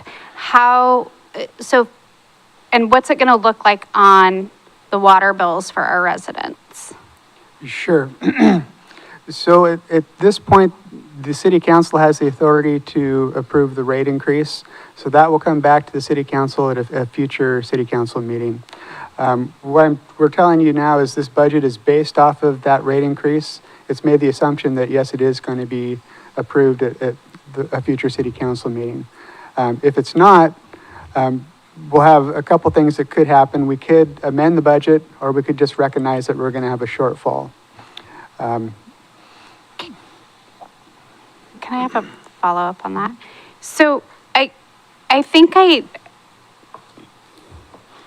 have some heartburn over a budget coming to us, to the budget committee, with an increase that city council hasn't approved, but we're asking the budget committee to approve a budget assuming that the council is going to approve the rate increase. So can you help me understand like the timing on that, and maybe where was this in the long range planning task force giving us a heads up so that maybe we could have approved it or discussed it at council prior to it coming to the budget committee, and asking the budget committee to approve a budget that with a rate increase that hasn't been approved? Just, I'm trying to understand that process. Sure. Well, that would be a major change in our process, which is fine. We can readjust and bring fee increases before the budget committee meetings. There really isn't, as far as the timing goes, we could do that. We could bring all the rate increases before the budget committee happens. And then really the discussion here, I suppose the budget committee really wouldn't have any influence on whether you move forward with a fee increase or not, because it would already be a done deal at that point. But you're asking them to approve a budget. I don't know, maybe I'm just looking at it backwards, so. Okay, Mr. Anderson? Thank you. So Tim, I'm curious, or maybe Bill, you could chime in here too, but having a little experience with the old wastewater task force, I don't know if that's still around or not, but with respect to our sewer system, I mean, the fund that we're talking about right now, is that tied in with the one that Salem, that we like contract or whatever the? No, not at all. This is a completely separate utility. The sewer, this is the sanitary sewer, that's 100% Salem. All the fees collected by Kaiser are sent to Salem. They operate, maintain the sewer system as well as the treatment plant and all that. This is the stormwater system, two completely separate systems. Okay. All right, thanks. Councilor Cross? Thank you, Chair Thompson. I agree with Council President Starr. This feels wonky. We're doing town halls to let people know what's going on, and now there's two different fees that I've learned about today. This is, one just doesn't feel right. Mayor Clark and then Councilor Christopher. So I was looking at the long-range planning task force materials that we did go over, and it was slides 40, because I was pretty sure we talked about this, the different rates, capital outlay that was coming up, 40 to 44, 45, when we talked about this a few months ago, knowing that the financial projection was for a rate increase. So this was something that the group did hear about. Did it say the Well, amount? I'm gonna go with Councilor Christopher next. Mayor, did it say the amount in there? Did we know it was going to be a 25% increase? It's slide 45. But it It's does the- say, It says 25%. 25% rate increase, you. stormwater system financial projection that we discussed. thank you. Okay, so two things. One, this is a huge increase. And so is the money that we're increasing this fund by, is it a have to? Or are we starting to save up for something? What is the money going to be used for? Money's going to be used for capital projects and pay for staff. Part of the reason we did not have to raise the rates for the last 5 years is because we did not have a full staffing in this division of Public Works. So we saved money because we didn't have to pay staff. That helped us delay rate increases. We've identified capital projects. The current one is the Wetlands Enhancement Project on the east side of Claggett Creek Park on property the city purchased. That is out to bid right now, and slated to be built this summer. Coming up after that, the following years, is a major realignment and replacement of the storm drain system on Willow Lake Road and all of the, I'm gonna say, leaf courts, because it's winter leaf, summer leaf, every kind of leaf you could think of in the courts down there. That current system, that main pipe runs in the backyards, down the back lot lines of all those homes. It was a design that was accepted and built before the city of Kaiser had good stormwater review capabilities.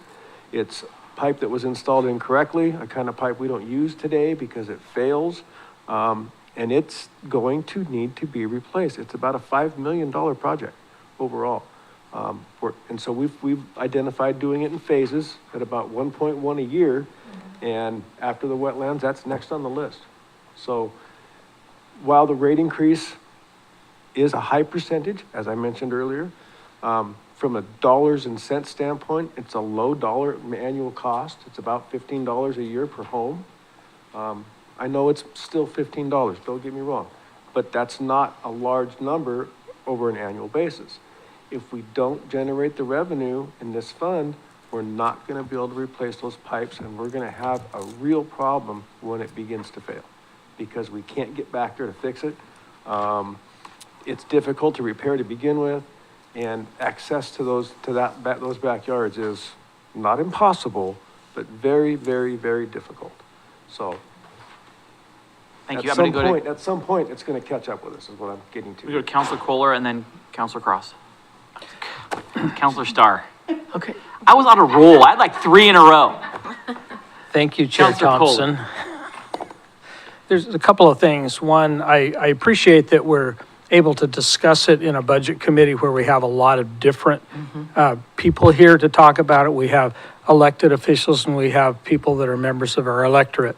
And so we're getting a bigger consensus of what we ought to be doing. That's one. And the second is, as I spoke with Mr. Wood earlier today about this particular one, we're talking about a little over $1 a month is what we're talking in order to, well, it's $15 a year, so it's a little over $1 a month per house. And so if you spread that over a number of years, that makes a lot of difference. But I look at what happens if we don't do that, what kind of problem are we going to have doing it? But so I appreciate that we're discussing it in a bigger group rather than just at a council meeting all of a sudden saying, hey, you got to do this. And I like the additional voices. Thank you. Counselor.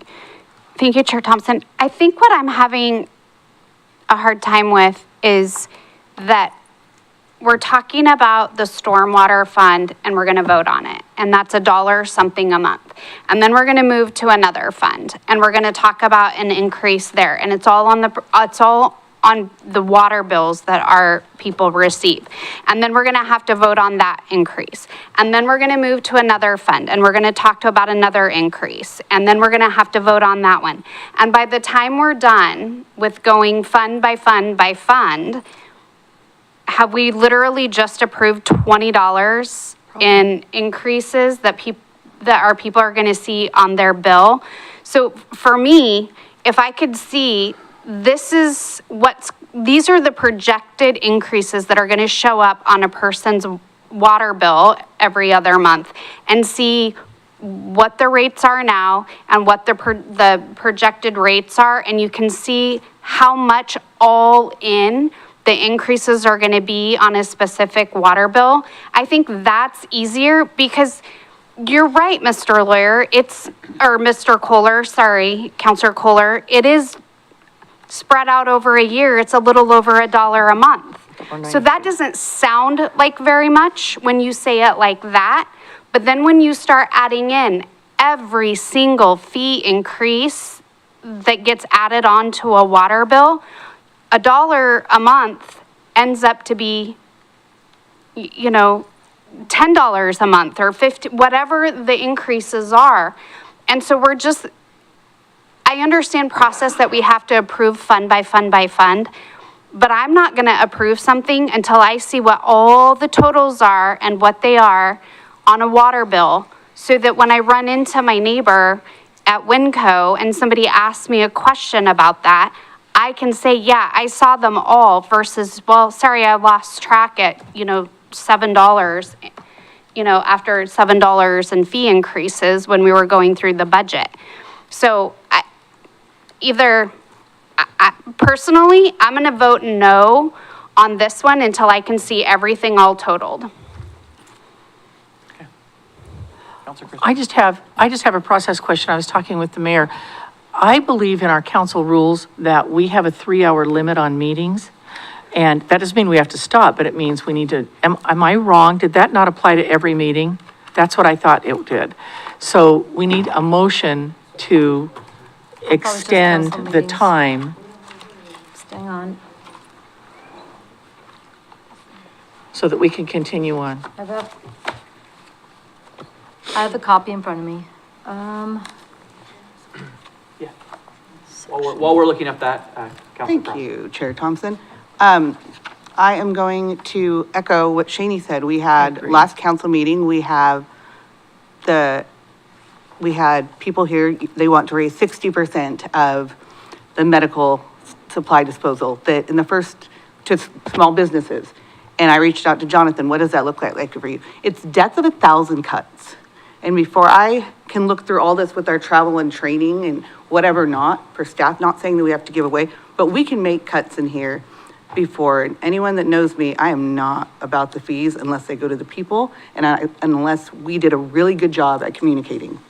And because it was mentioned once and along in the strategic planning, that's not good enough for me. So I will be a no. Ms. Martin? I have to echo my concern over the death of 1,000 cuts and not being able to see how much in total it's going to cost city residents. We are all seeing increases in our electricity, in our water. Insurance. In insurance, in food, every place that, I mean, in every aspect of our lives, we're seeing major increases to our pocketbooks. And there are people who live on a fixed income who can't afford, you know, it may be $1.92 here, but when you add it up over time, it makes a difference about whether people can feed themselves or they can pay their rent. And so I have a problem with raising things when everybody is suffering. I know that public entities across the state are making rifts in staff because there's not enough money. So we have to make some hard decisions ourselves as a city. I love our city. I love all of the services we provide. I value everything you guys do. But at the same time, we have to be sensitive to our citizens and what they can and can't afford. Thank you. I'm going to go quickly to the mayor to answer the question about the 3-hour time limit, and then Ms. Wilson. Council meetings only. Okay. Okay. All right. Ms. Wilson. Thank you. I all forth what everything Councilor Cross, Star, and everybody has said so far. It's just $1, and I understand the need. I understand what's being discussed about the importance of this project. But if you're going around talking to people, everybody's concerned about all the fees are talking about increasing, which has been going on for a few months. The park increase, the police increase, is now the water bill. I understand the need, and I know that people, we want to provide the services, but I feel that we're going to have to pick our battles here. Because we're talking about increasing a lot of things, and we're just talking about the city. We're not talking about everything else outside of this going up, and insurance, and gas, and electricity. I looked at my electricity 2 years ago was $70. I just paid $160. And nothing has changed. It's still working from home. It doubled. It's insane. So I understand what we need to do here, but I think we take into consideration everything else that has gone up and people are paying for. My neighbor across from me, which again, I think people know I live in an apartment. I was discussing with my neighbors, like I'm picking my battles. Do I want to buy a house or do I want to retire? Because everything's so expensive. Same with my neighbors down below. They're close to retirement home and they're outpriced. They're not going to buy a home. They're going to retire in an apartment. So I feel like I echo what's been said so far. And I think we're going to have to pick our battles here. I don't think we can people look at their bill and everything has gone up. And I don't think we have to go very far to see people are concerned about what they're going to be, all the price going up. And again, it's not just the city, it's everything else. Thank you. Thank you. Ms. London? I think one of the other problems with it is we only bill every other month. So the increase looks larger for people who are not real careful with their budgeting. So you get a bill from the city and all of a sudden they've added $10 when all we've increased is $5. And it's kind of a shock. Ms. Herb? Thank you, Chair. So on page 9 of this wonderful book that you prepared for us, Mr. Wood, there is a paragraph 3 or 4 down, and it talks about all the different fees. And I think it would be helpful because I think what we're asking is how much total are the increases. So do you have that figure? Thank you.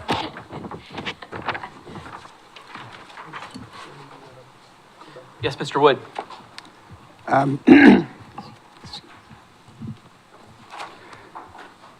So to answer your question, assuming you would adopt the manager's recommended budget, The total increase for a single-family residential home will be $4.16 a month. Again, that's bi-monthly billing, so that would show up as $832 on their bi-monthly statement. Is that list anywhere? It's in my hand. I can make a copy and give each of you that. No, it's not on page 9. Well, it's just in a little paragraph. Yeah, but that list that he has that breaks them out, that's what I'm looking for. Mr. Anderson? Oh, Adam, sorry. Thanks, Mr. Chair. I think the committee's made a fair point that it would be good for us to lead with all of those first and then allow you to go through these funds and knowing what each of them means to it. One of the things we're worried about is Mr. Lawyer may or may not be able to attend tomorrow. So we may want to kind of work through these without approving them, at least the public works funds. My tongue's tied to Jonathan. It happens. It's in the water. Yeah. And then we can give you that list, start off tomorrow night, first thing with that list, so you know, you don't have to make any decisions on fees until you have that, and you're able to compare that. Judging by the hour that we're approaching, I think that's probably wise so we can get through these next public works funds and we won't vote to approve them. We'll just get through the presentations on them if that works for everybody. And then we'll call it a night. Mayor Clark? So this, the stormwater utility is federally mandated, is that correct? We have Or the permit is? state-issued permits that are driven by the federal rules that we have to comply with, and that is what generated the need for the stormwater utility is the permit compliance. Yes. So with a catastrophic failure, if we don't replace the system that is scheduled to be replaced, what will that do to our permit? We could be deemed in violation of a permit if we discharge too much sediment-laden water. If the pipe fails and the water goes overland into the waterway and it takes a lot of soil with it, we could get fined for that, and those fines are not small. One of the things we are bound by in our permits is to reduce the amount of sediment going to the waterways. We do that by cleaning the system, make sure the system's a good repair, and I'll say preemptively repairing and replacing systems that we know are going to fail that could cause that problem.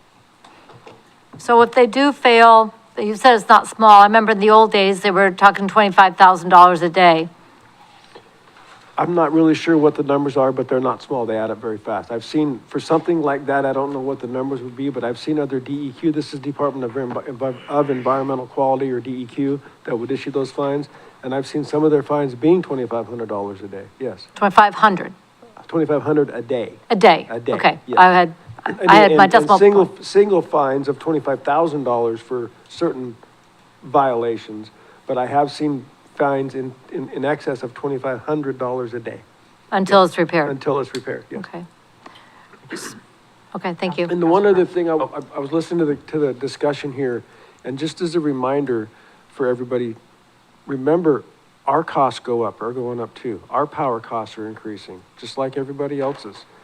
And without an increase in revenue, the only way we can keep operating is to cut capital. That's it. That's our only option. We have to pay our people, we have to pay our bills. And so, I just want to mention that in all of the utility funds, we have utilities that we pay for, electricity, gas, phone, those kind of things, and just like everybody else's, they keep going up. So at some point, there's a break point where we can't do capital projects anymore, things start failing, problems start happening. So just wanted to mention that. Thank you. Councilor Cross.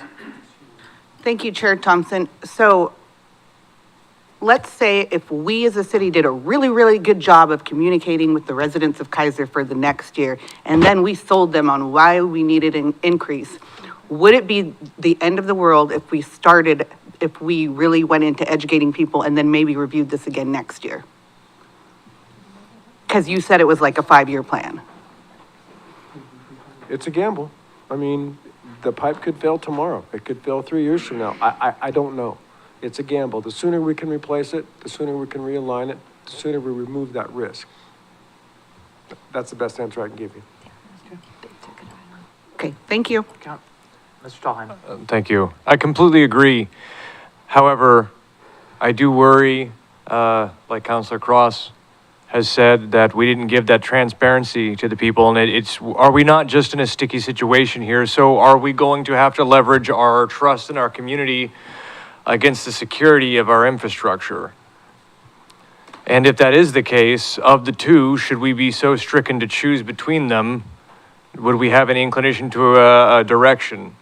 And if we can't hold off any longer, can we at the very least, I'd be okay with revisiting this tomorrow, because I think our goal here should be, at this point, given everything that's being discussed, to keep things as low as possible for the people of Kaiser, to at least show them that we are working on their side. And I know that we could probably convince them, yes, this is the way things are, and we are sorry because we can't foresee everything. But I don't think we'd be in a position to make a decision on that yet until we've sort of settled this surrounding narrative. Opinion, not fact. Good question, good points. Thank you. Vice Chair Duran. So you had said this is $4.16 a month is our total increase. That is correct, yes. Does that include, is there any other increases that we may be talking about in the near future? Parks?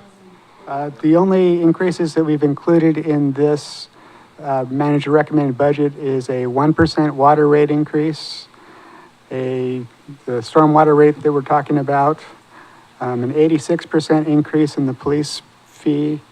86 cents, yeah. What did I say? Heart attack. Oh, gosh. Chief's getting a new car. Oh, God. 86 cents. And then a $1 increase for the parks fee. And those are the 4 rate increases that we're looking at. So what's that total? $4.16. That includes everything. That's the correct. 416 does include all of that? That is correct. Okay. Yeah. I was just thinking there was something on top of that, 416. Okay. All right, further questions on the stormwater? All right, let's move on to the sewer fee, or sewer fund.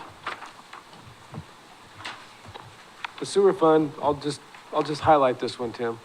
This is the pass-through account for the sewer fees that we collect for Salem. Through our city services bill, residents are charged, every property is charged for their sewer service. We collect the money, send it to Salem. There is an administrative charge we keep for processing the money, managing the accounts and all that.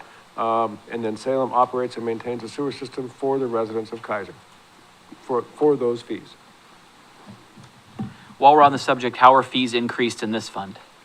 City of Salem. City of Salem. Yeah, City of Salem, and was referenced earlier by Mr. Anderson. There's a water and wastewater task force that the City of Salem has. We are members of it. Tim participates in that, and I believe Councilor Kohler did. I don't know who's doing it now. Have a seat at the table, but it's largely driven by Salem and the needs in their system and the treatment plant to keep it operating and maintained and improved.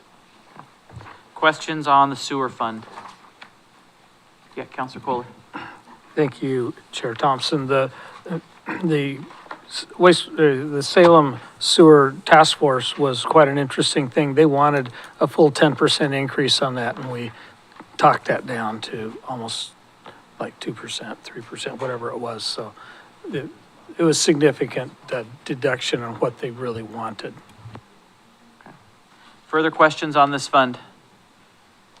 All right, sewer reserve. Thank you, Mr. Chair. Sewer Reserve Fund is the revenue for that fund comes from a systems development charge for assessed to properties outside of the original Kaiser Sewer District. There are very few of those properties left in Kaiser now, primarily Windsor Island Road and out in that area. which happens to be about the only area in the city where we would need to extend what's called a trunk sewer main. This fund collects the funds to build those trunk mains when they're needed. Either we do them ourselves or we reimburse a developer for doing them, depending on what is the most efficient, effective way to get them built. As an example, the mini storage project on Windsor Island Road that was completed about a year ago, we did not charge that developer the acreage fee in lieu of he built the line for it instead. So when those opportunities come along, we'll work with the developer and do what makes the most sense to get the infrastructure in place. So, thank you. Questions on this fund? All right, water fund. Question? Oh, yeah. Since this one doesn't have anything to do with fees and so forth, would the committee be okay with dispatching with this one? Okay. Counselor Duran? A sewer reserve. And the sewer fund? Both of them? Both of them. Okay. I'll do this. Everybody seems to be all right, so let's do both. But we approved it. I motion to approve the sewer fund as proposed. Second. Okay, it's been moved by Counselor Duran and seconded by Counselor Cross that we approve the sewer fund. Counselor Martin. I swear I saw you say, I saw your lips move. Wow. All right. It's been moved by Counselor Duran and seconded by Ms. Martin that we approve the sewer fund as presented. Question. Further discussion? Yes. What was the fee increase for the sewer fund again? Off the top of my head, roughly 5%, and that was adopted, a year ago? What amount, I know it's 5%, but what does that mean for residents? On the water bill. I'd have to do the math. I'll get that back to you. We can't change it, right? can't change But it. but it plays But it- into the but it total is- amount that's going to go on to people's, Right. that they're gonna see on their bill. Right. All right, it's been moved and seconded on this fund. Further discussion? All those in favor signify by saying aye. Aye. Opposed, no. Sewer fund passes. Counselor Duran, sewer reserve. I motion to approve the sewer reserve fund as proposed. Okay. It's been moved by Counselor Duran and seconded by Ms. London that we approve the sewer reserve fund as presented. Further discussion? All those in favor, please say aye. Aye. Opposed, no. Motion carries. All right. Now we are on to the water fund. Thank you, Mr. Chair. This fund is also, revenue comes completely by fees, by rates, based on how much water is used on a property. This does, as Tim mentioned a few minutes ago, include about a 1% rate increase in it. Really, the only other change of significance is this also includes an additional employee for half of the year. That will be a permanent employee, but we're going to implement it halfway through this budget cycle. Be an entry-level municipal utility worker 1 position. The other item is we also have a proposal to purchase another service truck this year to replace a 2004, I think it is. I think I said it in here. No, 2005 service truck. We just replaced one last year. This is the second one. So after this, we're back to replacing pickups for a number of years when they're needed. Other than that, this is largely the same budget as you saw last year. So be happy to answer any questions. Questions on this fund? What do folks want to do? You want to pass this one tonight or hold off? Okay. I have a question. Yeah. Oh, can we? Yeah, absolutely. Ms. Herb. Thank you, Chair. So, as y'all know, I'm an anti-fluoride in our water person, and that is under review by council and by city staff, and that fund is going up 21%. It's not a huge dollar amount, but $22,000 we could use elsewhere instead of putting that in our water. Thank you.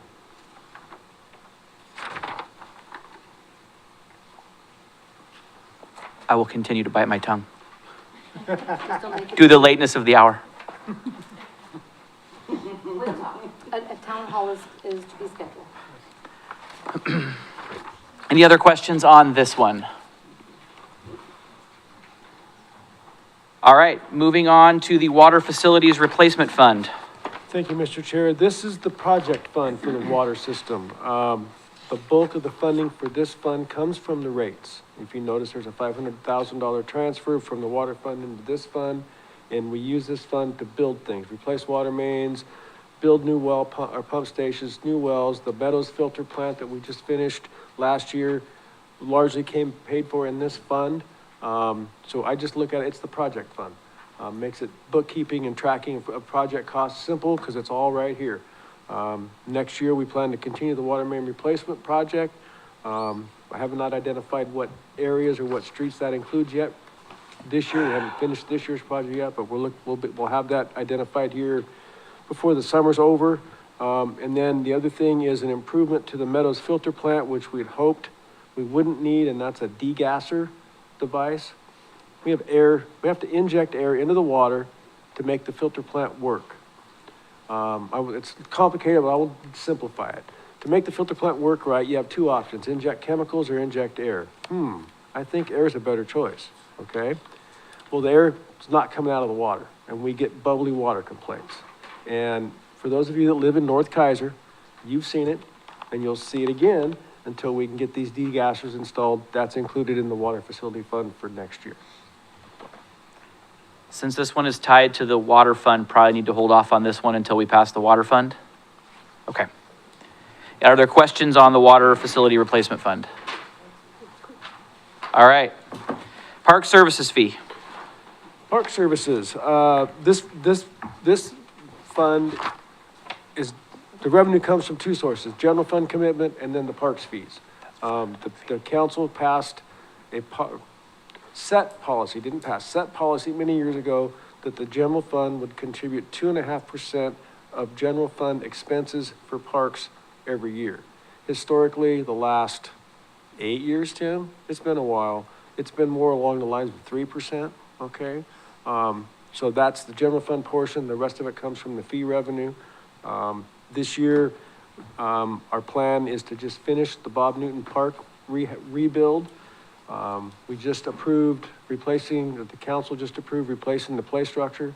That's phase one, includes fall protection servicing, ADA access to the playground. Phase two is to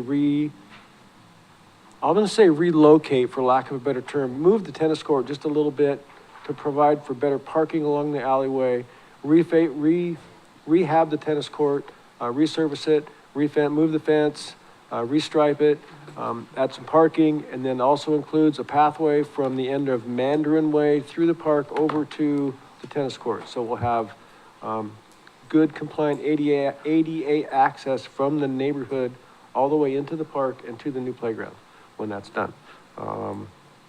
Let's see. Those are about the highlights, really. Mr. Chair? Yes, Mr. Brown.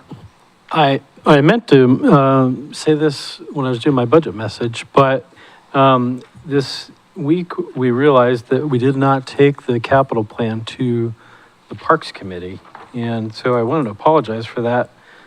We did that last year and meant for that to happen each year, and it didn't this year. So I want to take my lumps for that and just tell you up front. I meant to say that during my budget message, but now's time to do that before you talk about that. Thank you.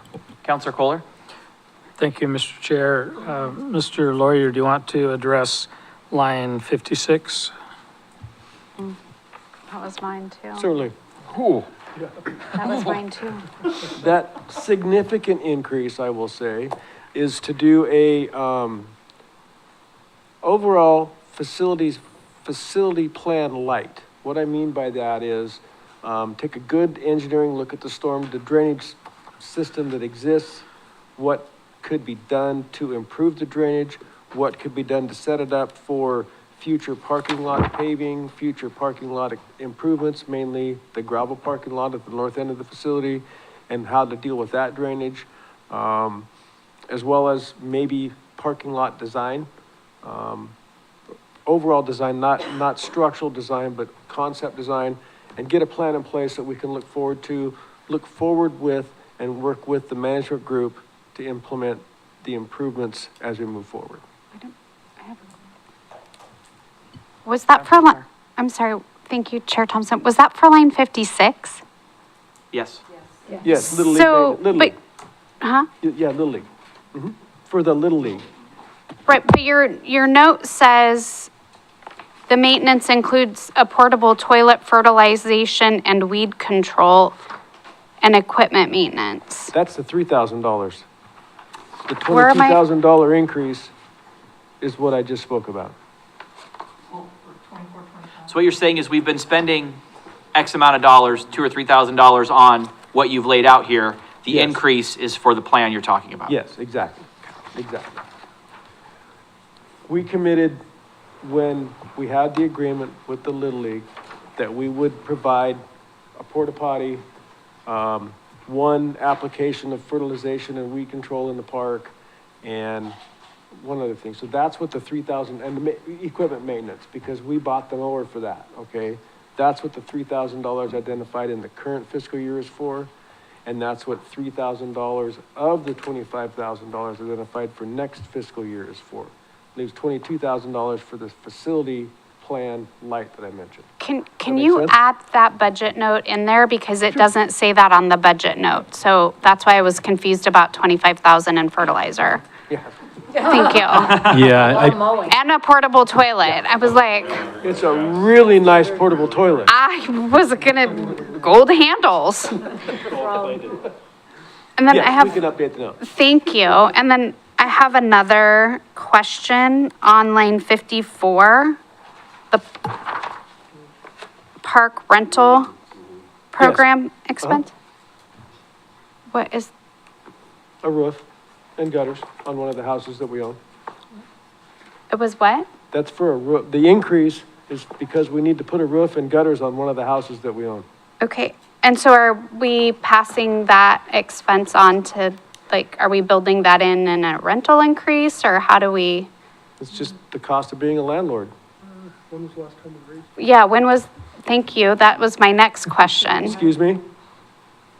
I didn't hear the question. When was the last time we raised the rate on that rental? About a year ago. Is it at market? It's close. It's Because we can close. only do 3% a year or something like that is the. So are we? We maintaining that? Watching and running comps and, yes, yes, absolutely. We didn't for about 3 years because the tenant put a large investment into the property. It was their choice. They improved the interior of the property to a level that we wouldn't have done it. I mean, we just wouldn't have. Some of the finishes and whatnot, they desired, and they spent a fair amount of money to do it. We get all that, we keep all that, and so just, there was COVID, there was this, there was that, and those things, it just didn't make sense to raise the rent. We're back on the regular rent raising with this property, and we'll continue into the future at this point, so. So we are automatically raising it 3% every year? I don't know what the percentage is, but we are raising it annually, yes. we look at the comps and raise it accordingly. Further questions on, Mayor Clark? Is that reflected on line 17? The park rental income? Yes, it is. Thank you. Are there, yeah, Counselor Kohler? Thank you, Mr. Chair. When we're talking about the maintenance and all that at the Little League Park, did you also factor in the amount of water that we give them without cost? No. And what do you think that cost really is annually? I don't even have a good guess. I'd have to look at get the meter reads and check that, Counselor. I don't even have a good guess. If I use Whitaker as a base, that's about $15,000 a year. But remember, all city parks get water at no cost. So that's a city park. So I'm gonna say, like I said, if I use Whitaker's, and I know that because we just went through that exercise recently, and I know that number, that's gonna be in the quote ballpark, pun intended. But it's close.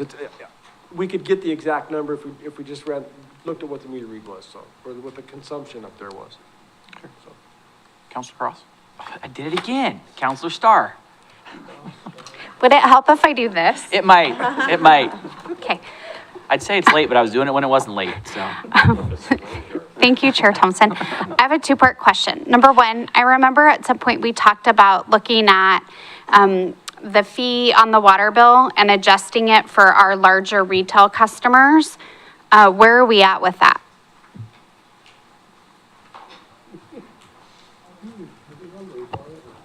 Anyone?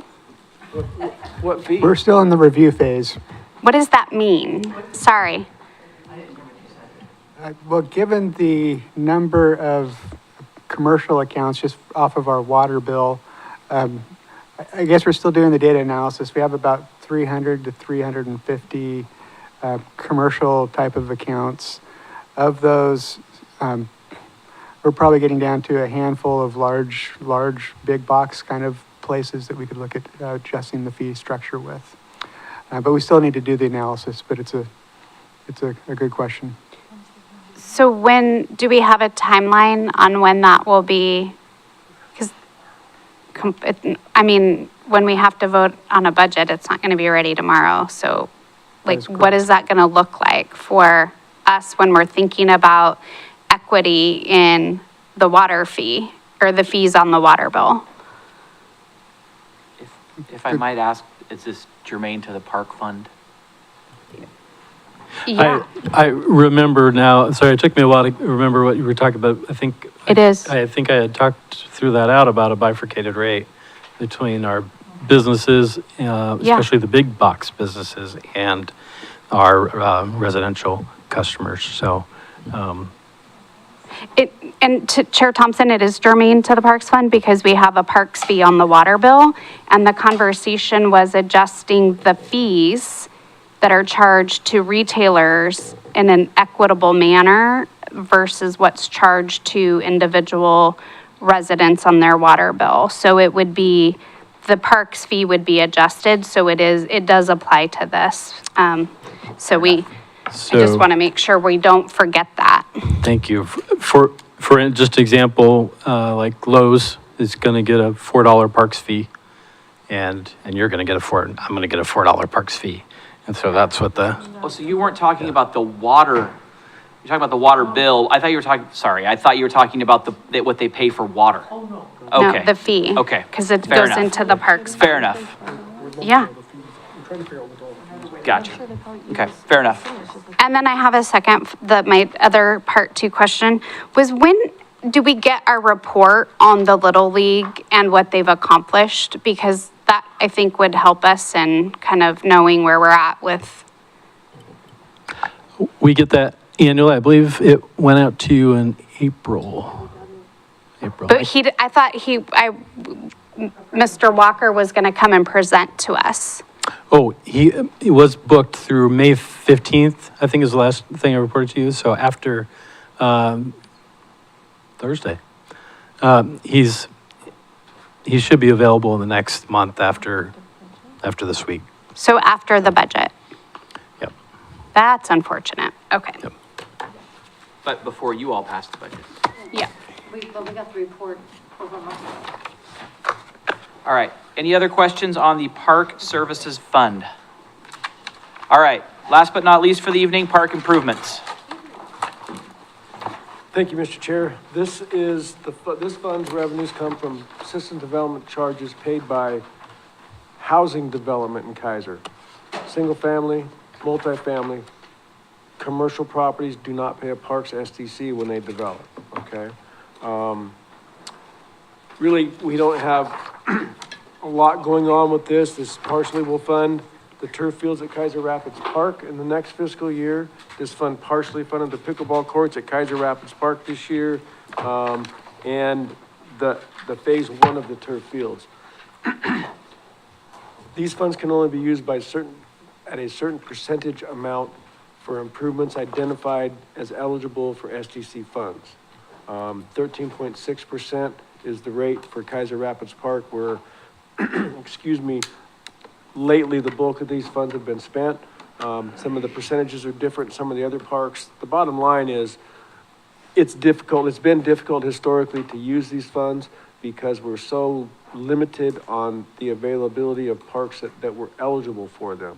So Kaiser Rapids has been good for this fund to help pay for things that really do benefit the region and the community as a whole. Again, next year, we're looking at phase 2 of the turf fields. along with a state parks grant that we received between the state parks grant and the park improvement fund and some ARPA funds identified for that project. That will be paid for and done, and that was 1.2 million was the bid, came in under the estimate, so 1.2, so. Thank you. Actually, 1.185, I wrote that down to be exact, but 1.2 sounds better. With that, I'd be happy to answer any questions. Questions on this fund? Yes. I'm going to say Counselor Starr, and I'm going to get it right. Thank you, Chair Thompson. Mr. Lawyer, can you just explain where the 84,200 for the Gold Star Memorial Project is coming from? Just so people, they're looking, they know where that is coming, if they're looking at the budget. Thank you. I meant to mention that. That's also a state parks grant, that $84,000 is a state parks grant that we were Perfect. awarded for the Gold Star Memorial Project, yes. What I was looking for. Thank you. Any other questions on this fund? Yes, Mayor Clark. Is this one we can dispatch with tonight, since it's basically SDCs? System development charges. Anybody have a problem with that? All right, Counselor Duran. I motion to approve the Park Improvement Fund. Second. It's been moved by Counselor Duran and seconded by Mayor Clark that we approve the Parks Improvement Fund as presented. Any further discussion? All those in favor, please say aye. Aye. Opposed, no. Motion carries. All right, thank you all for hanging with us. I know it's late, but we are adjourned until 6 p.m. tomorrow night.